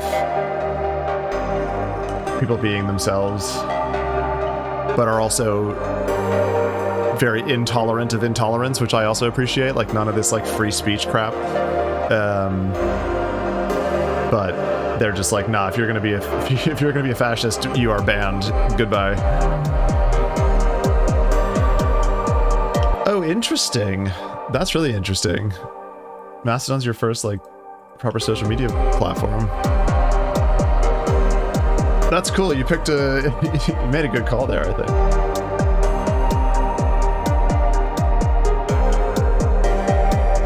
Yeah, exactly. I know some people are worried about Mastodon.social becoming like the primary server, but I think in the long run, it still will be much more resilient.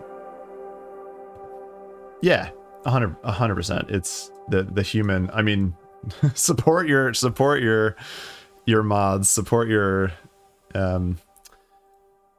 server admins, because yeah, it is a ton of effort, but we all benefit from the hard work that they put in.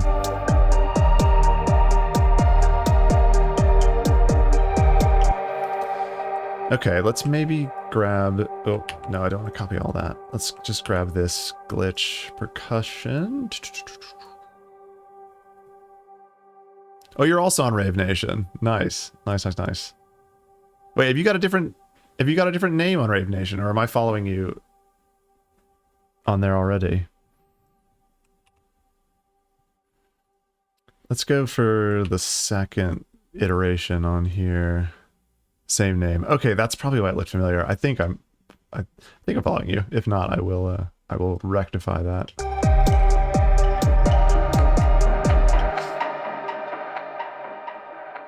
Oh, that's cool. Maybe let's get one of these big transients, like, actually on the beat.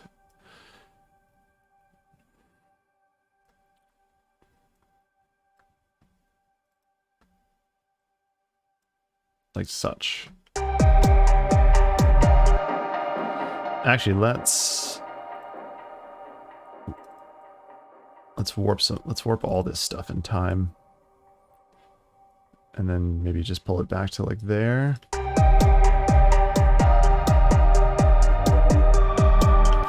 And let's put this on complex, actually. Yeah, that sounds way better. Okay.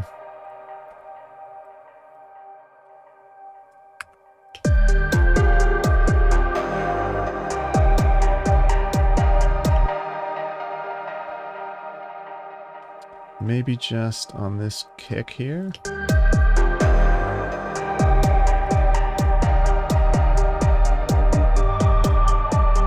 It's so silly without, not silly, but it's fun not having a kick on the one. This is the kind of stuff, it's those sorts of weird little like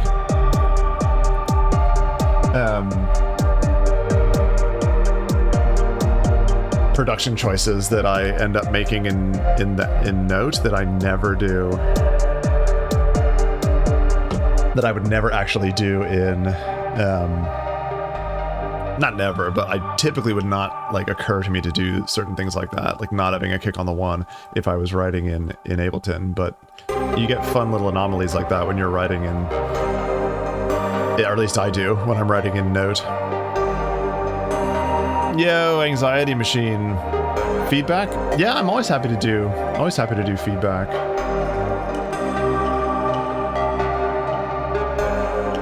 Let's do just a little hit. Maybe put it right on the 4.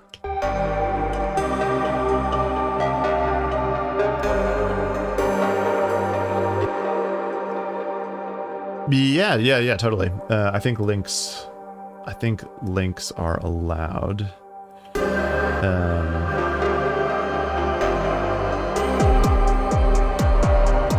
That's a bit loud, that sample.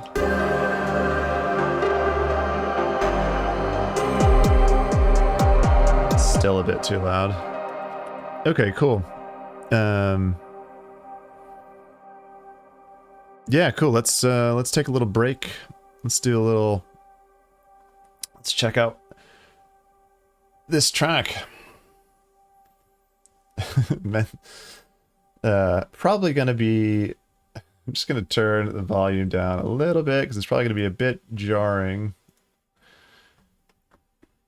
if it's D&B compared to what we've been working on. Oh, just a little clip. Okay, cool. Let's give it a listen.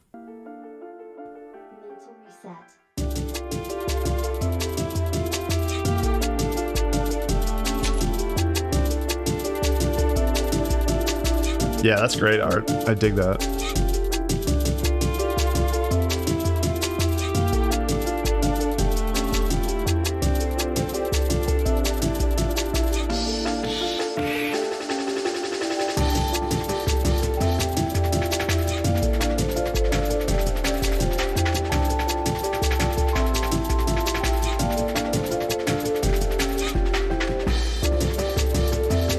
Yeah, what is Next Pro? I basically have stopped using SoundCloud at this point. Like,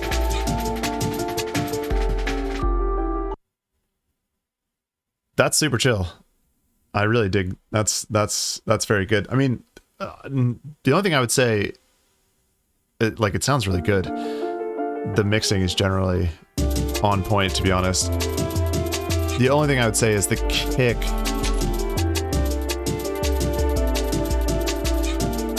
Yeah, I mean, the kick is maybe a little bit lost in the mix.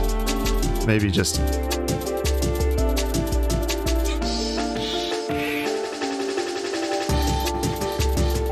No, it's not... Yeah, I agree. It feels very bot heavy at the moment.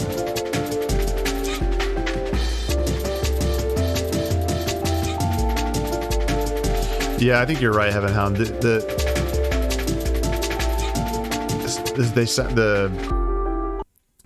drums sound slightly delayed, maybe, compared to the melody. And I mean, it's all personal preference, honestly.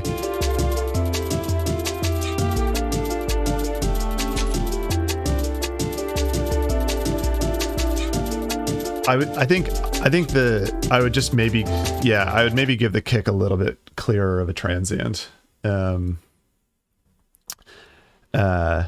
least when the sub bass comes in, so it doesn't get super lost in the mix. But otherwise, yeah, that sounds really good. Going for, what'd you say you're going for? Video game vibes? Yeah, I mean, I definitely get that vibe from it. That's cool. That's a cool little clip. Nice. That is, I always like doing feedback because it actually, I find it really helps kind of reset my ears a little bit when I'm writing. Yeah, 100%.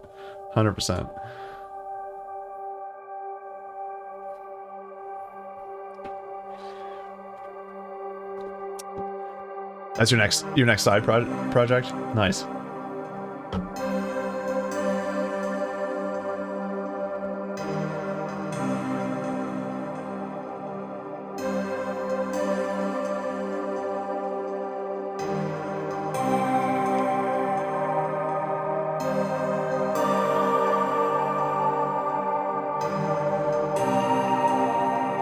My hands are chilly. It's a very cold, not very cold, it's a bit chilly, rainy day. Rainy day where I'm at. Raining on old Charlie's coronation parade.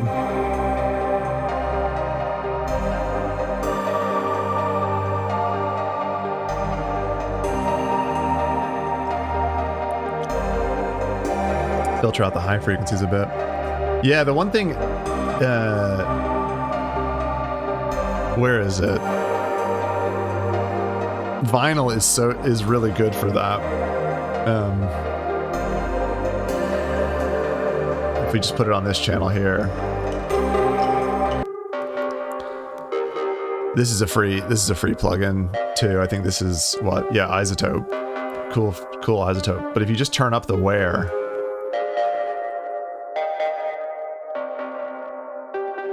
It gives it that old school. It's basically like a high pass filter or a low pass filter, very subtle low pass filter.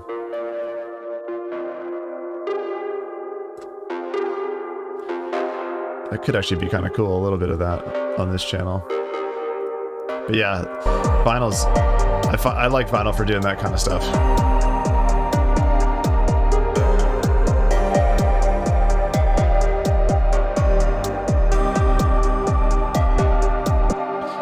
Let's grab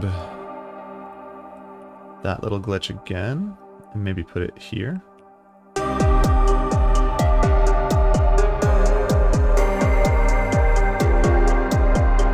Yeah, it's really good. The last album that I put out, which was a bunch of like old ambient tracks that I found on an old hard drive, I got the idea to I basically just put vinyl on the master subtly, but on every single channel I put a little bit of like vinyl distortion, a little bit of like tape saturation, and a bit of very subtle like pitch drifting, so it sounds like an old record that's a bit warped.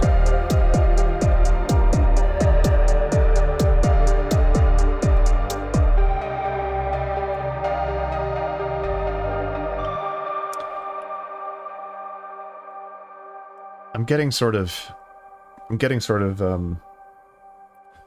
carbon-based life forms, not surprisingly, because I love those guys. I'm kind of getting CBL vibes from this track.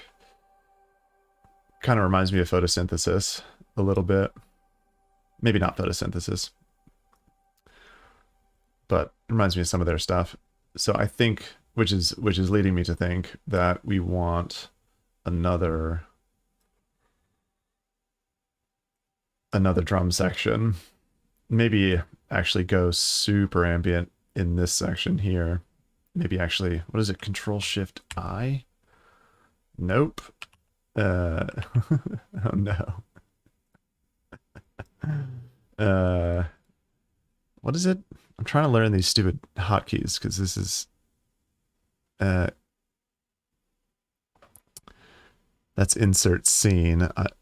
Control-I is insert silence, but no, I want to duplicate time. There we go. Control-Shift-D. There we go.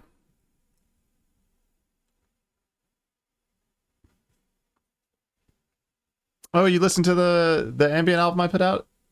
Legend. I'm glad you enjoyed it.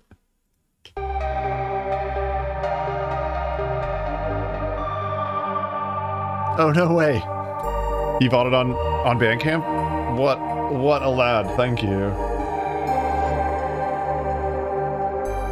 I'm glad you grabbed it.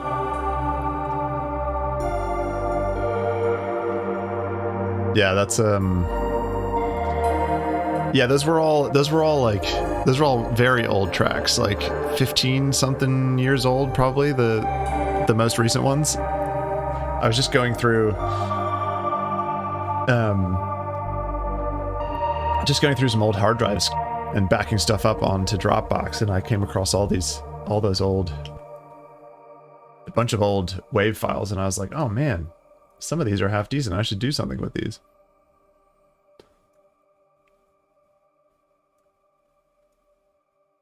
Okay, let's just drag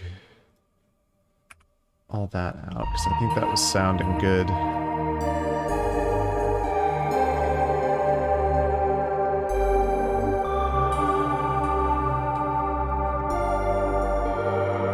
And what if we actually get rid of those?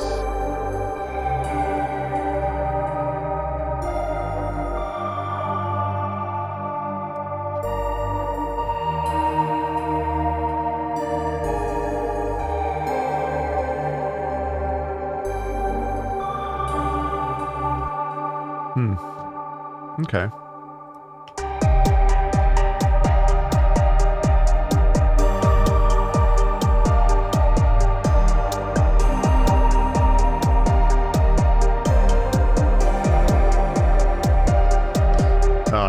I feel like I've totally lost the plot again. Where are we? Let's get rid of this.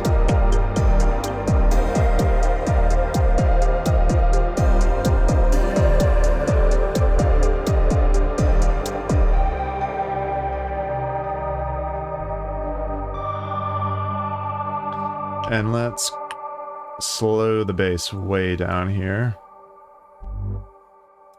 Actually, let's just get rid of that. Legato all this stuff.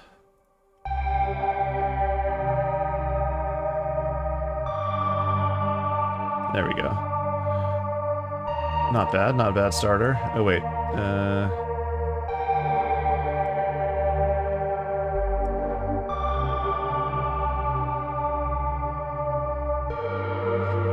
what's, I don't know, what is this going to be, like a dad joke? What's your favorite music format?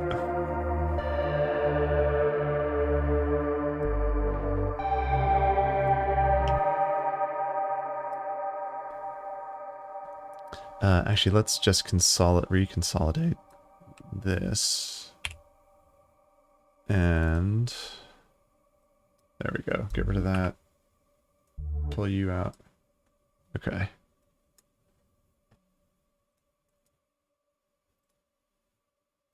There we go.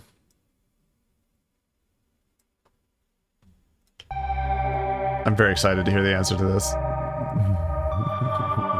What is your favorite file format?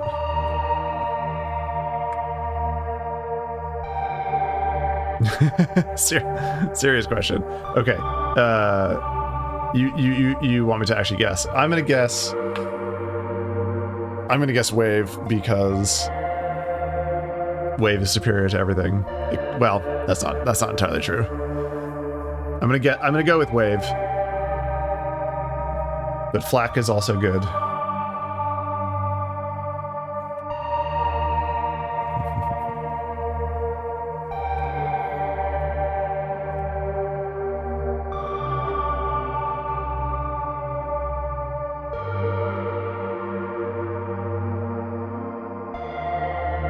Wait, hang on.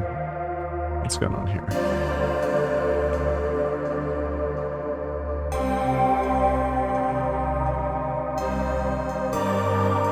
Where is it?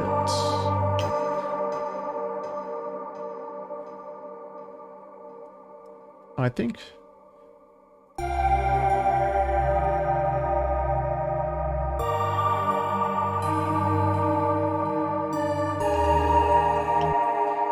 Okay, can I copy this into... Oh, no, I can't. Can I copy it over here? Okay, there we go. There we go. That's what I wanted. This loop. Let's make it a different color so we know it's actually a different...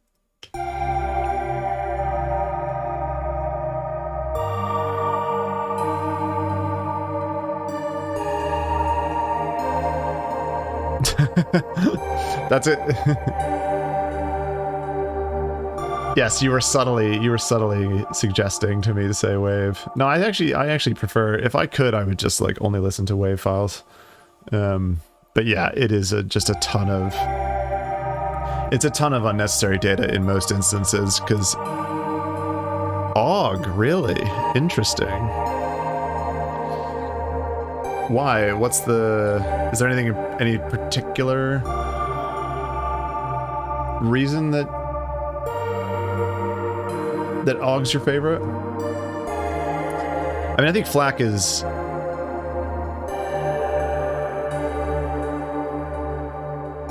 FLAC's less universal. Yeah, I think that's... I don't know. I mean, I feel like OGG is... There are certain ones like OGG that are going to be even harder.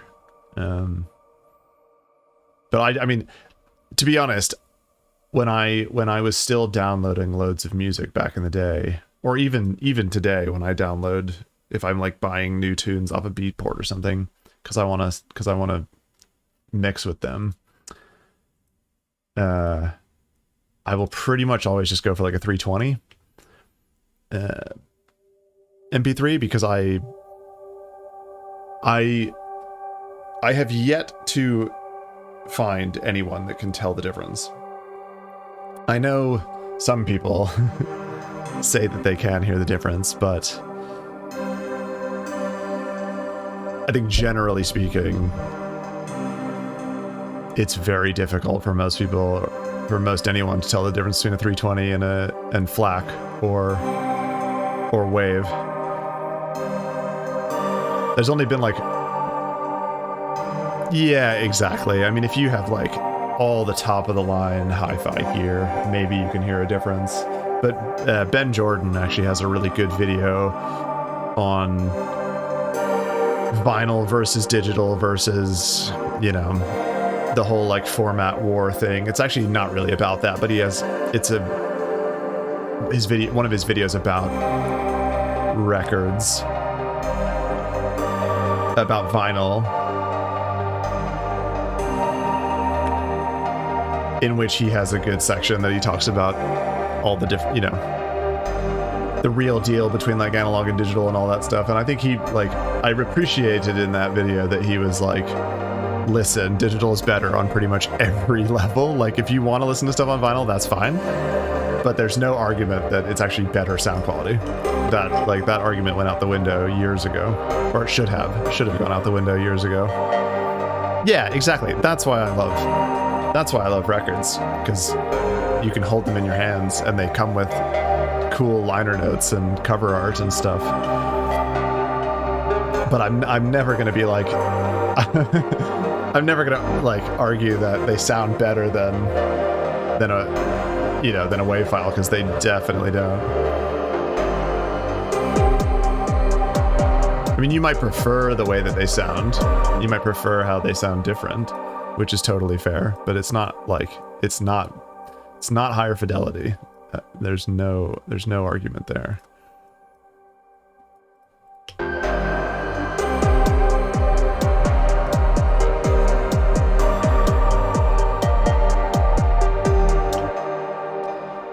Let's go back in here.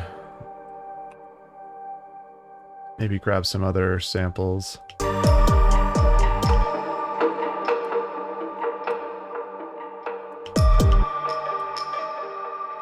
Yeah, let's grab this one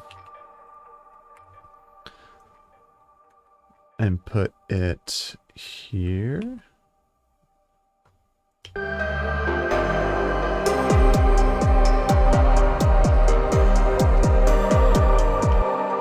No.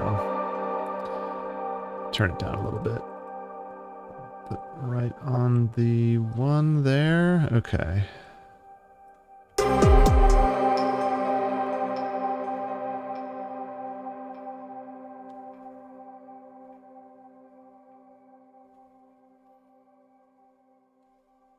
Oh, interesting. So I'll just like a better compression, algorithm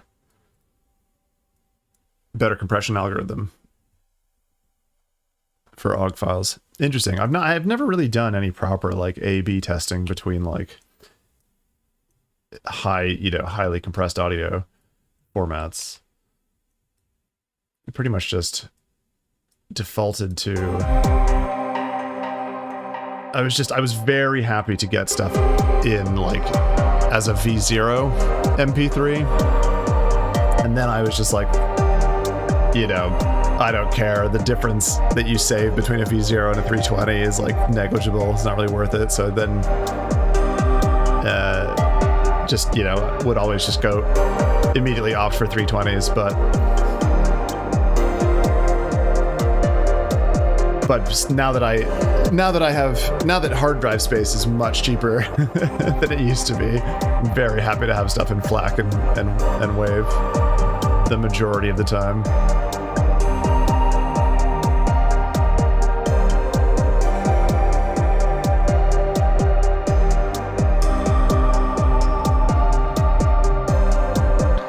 Okay, I think...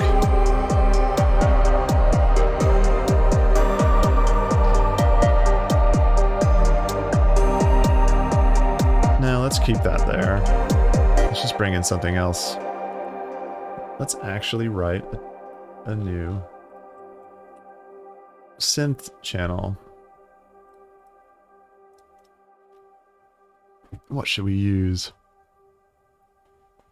Well, we haven't got any Vital on this track yet, so might as well be Vital. And I think what we're going for is a pad.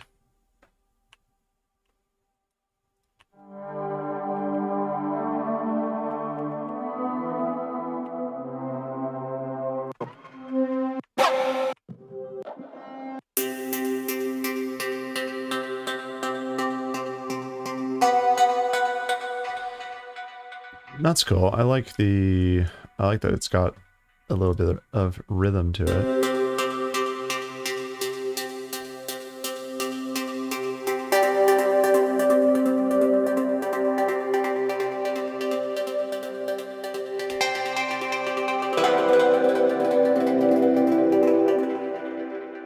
Okay. So let's bring that in here. And maybe we can actually keep it rolling through the breakdown.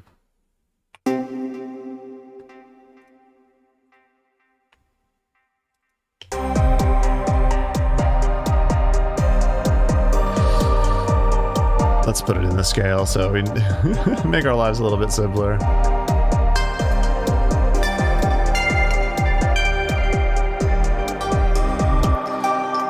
Okay, I think... Oh, it does... This is the worst change in Live 11. Getting rid of, like, adaptive grid as the default. Anyway. Okay, and let's... Actually, let's just throw vinyl on here, too.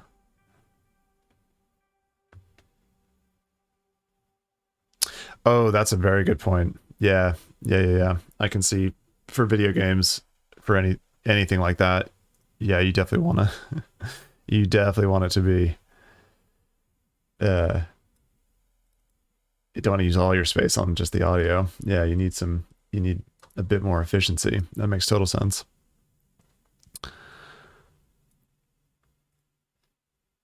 Put vinyl on here.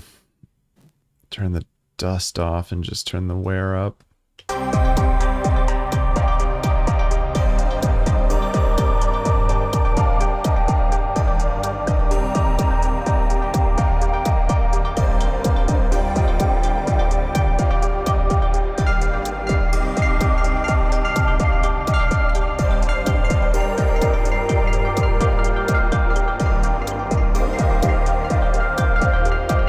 That's right. I thought this was on 16ths. But it sounds... Oh, it's dotted. Okay. It's kind of cool. I like the syncopation. Or the polyrhythms.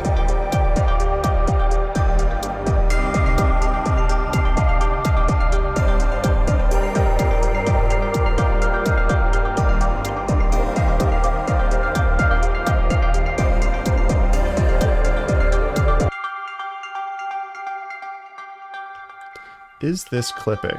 Or does it just sound like it's clipping? Just sounds like it's clipping.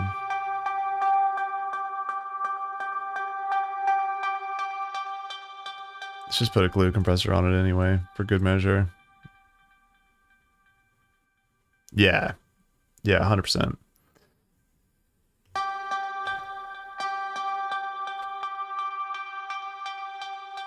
I honestly... Some of my favorite albums of all time are video game soundtracks. I think if you look on my Last.fm account, like well, I think John Serrier is #1. He might still be #1, but I'm not sure actually. No, I think Jeremy Soleil has taken the lead because he wrote he's written most of the Elder Scrolls game soundtracks, and I can just listen to those albums on repeat forever, and I have done. That's why they're like the top listen to on there.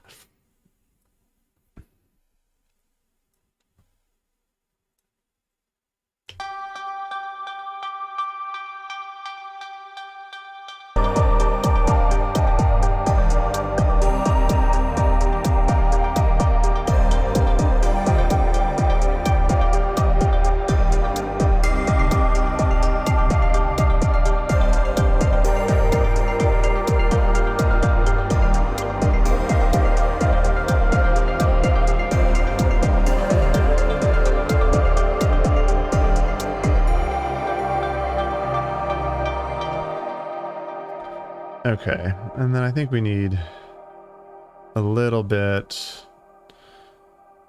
sorry, internet lagging a bit. Might have been dropping some frames there.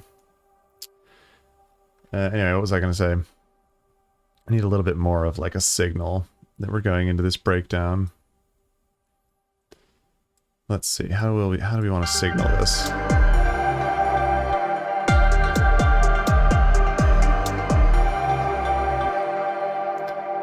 Get rid of that kick.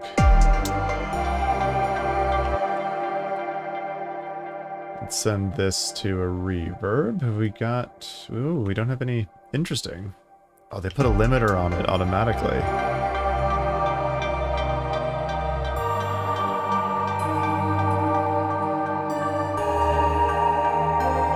Let's just turn that off for now. It didn't look like it was doing anything, but that's interesting to note. If you import a track out of Note, they've got a limiter on it automatically on the master channel, and they don't give you any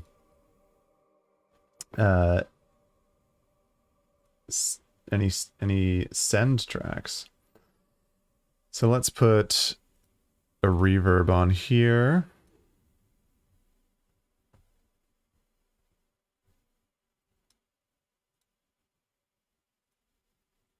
Maybe shimmer with a bit more decay, and then send that hit to it.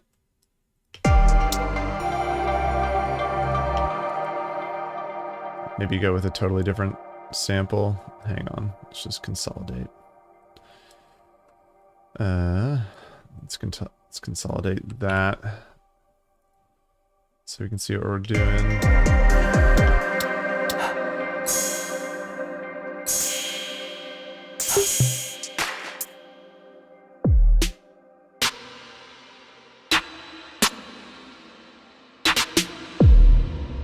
Whoa.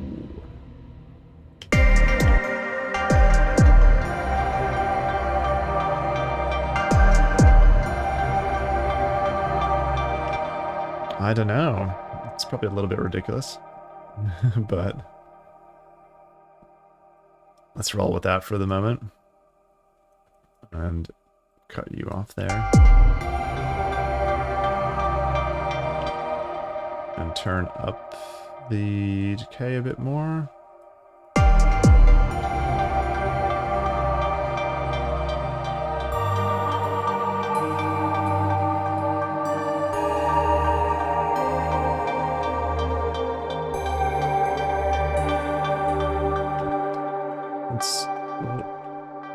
Let's drop this G down an octave when we hit the breakdown.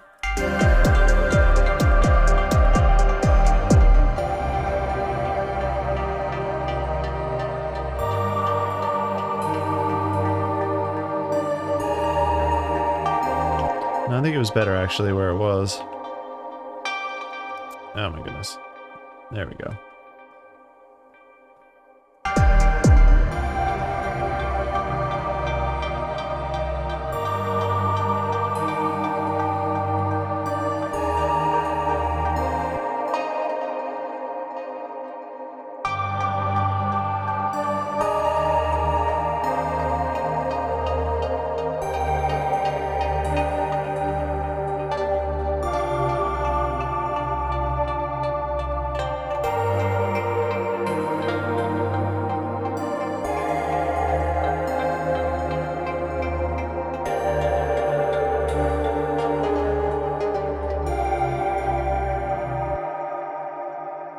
Something like that.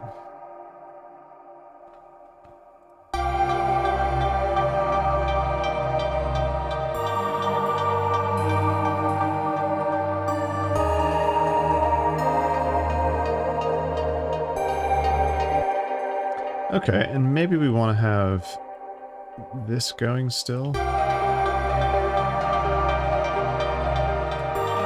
Now let's actually start this here, and actually let's maybe... yeah.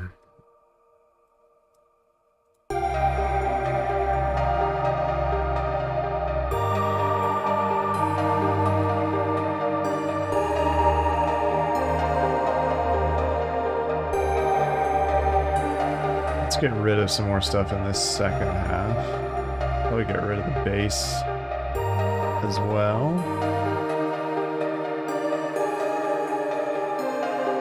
Maybe we can bring back the other drones in the second half then too.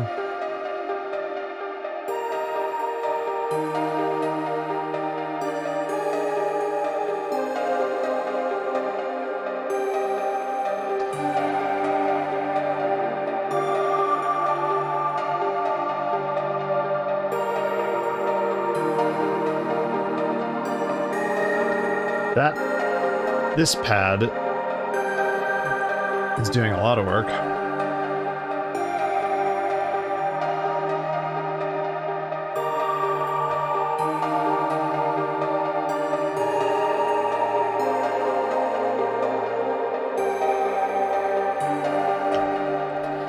And we can bring this wash back when we bring the beat back, and maybe just copy, just duplicate across these little glitches that we've got.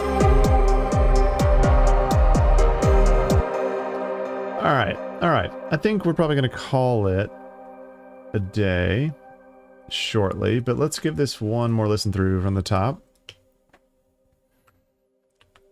Not bad for like an hour and a half. 6 minutes. Yeah, that feels a bit more...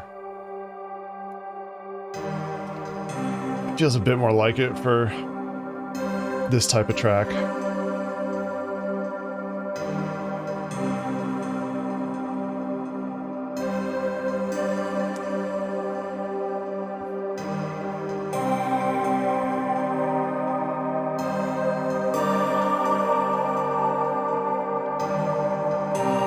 It's so moody.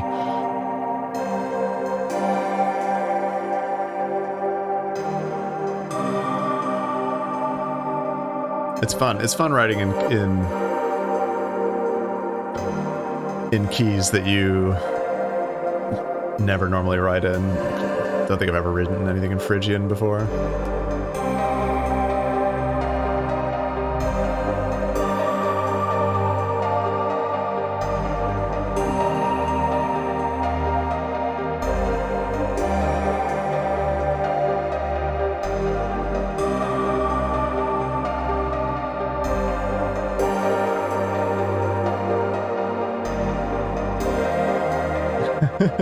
I just realized that we're at 63 BPM too.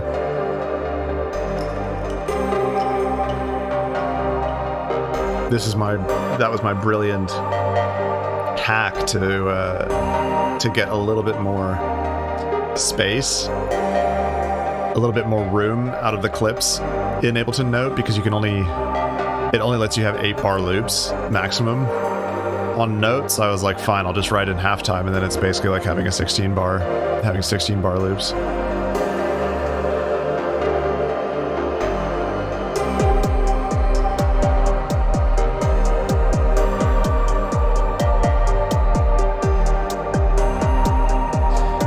I think we might need to change this. Just completely change out this kick or something. I don't know.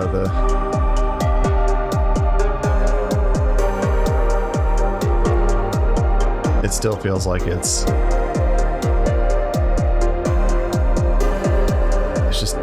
taking up way too much space.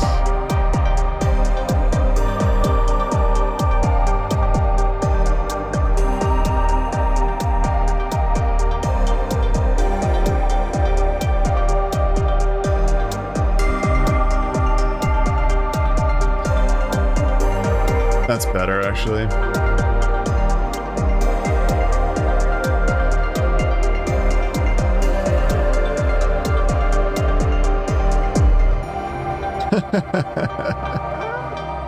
Okay, no, we are nixing that. We're nixing that ridiculous reverb kick.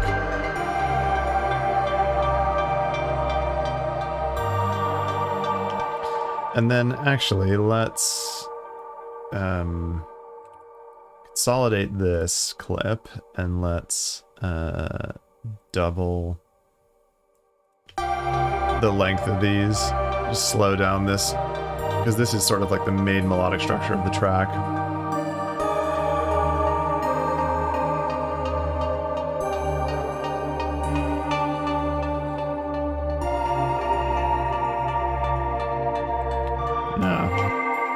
No. I think we just get rid of... Maybe we try just getting rid of those.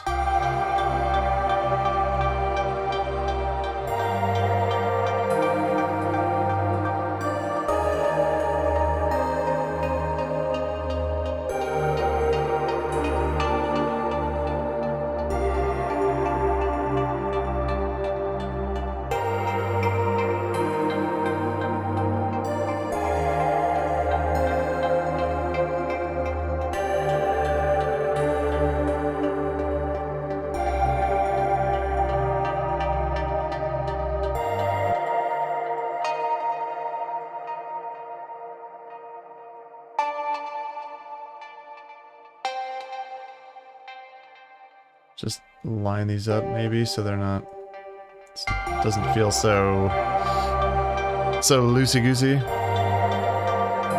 Just a bit too distracting having everything change at different times. Let's legato this out.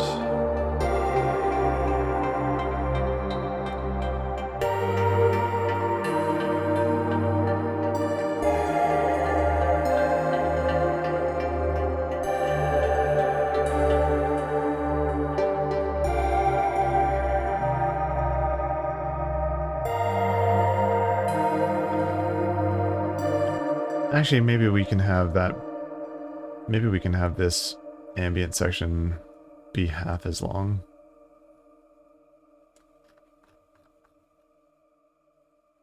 Bring these back.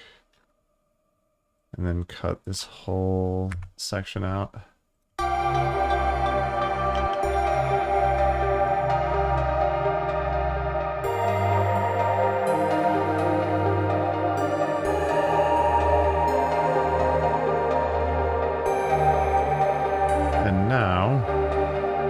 Now we're at 5 minutes. Maybe that's a better length.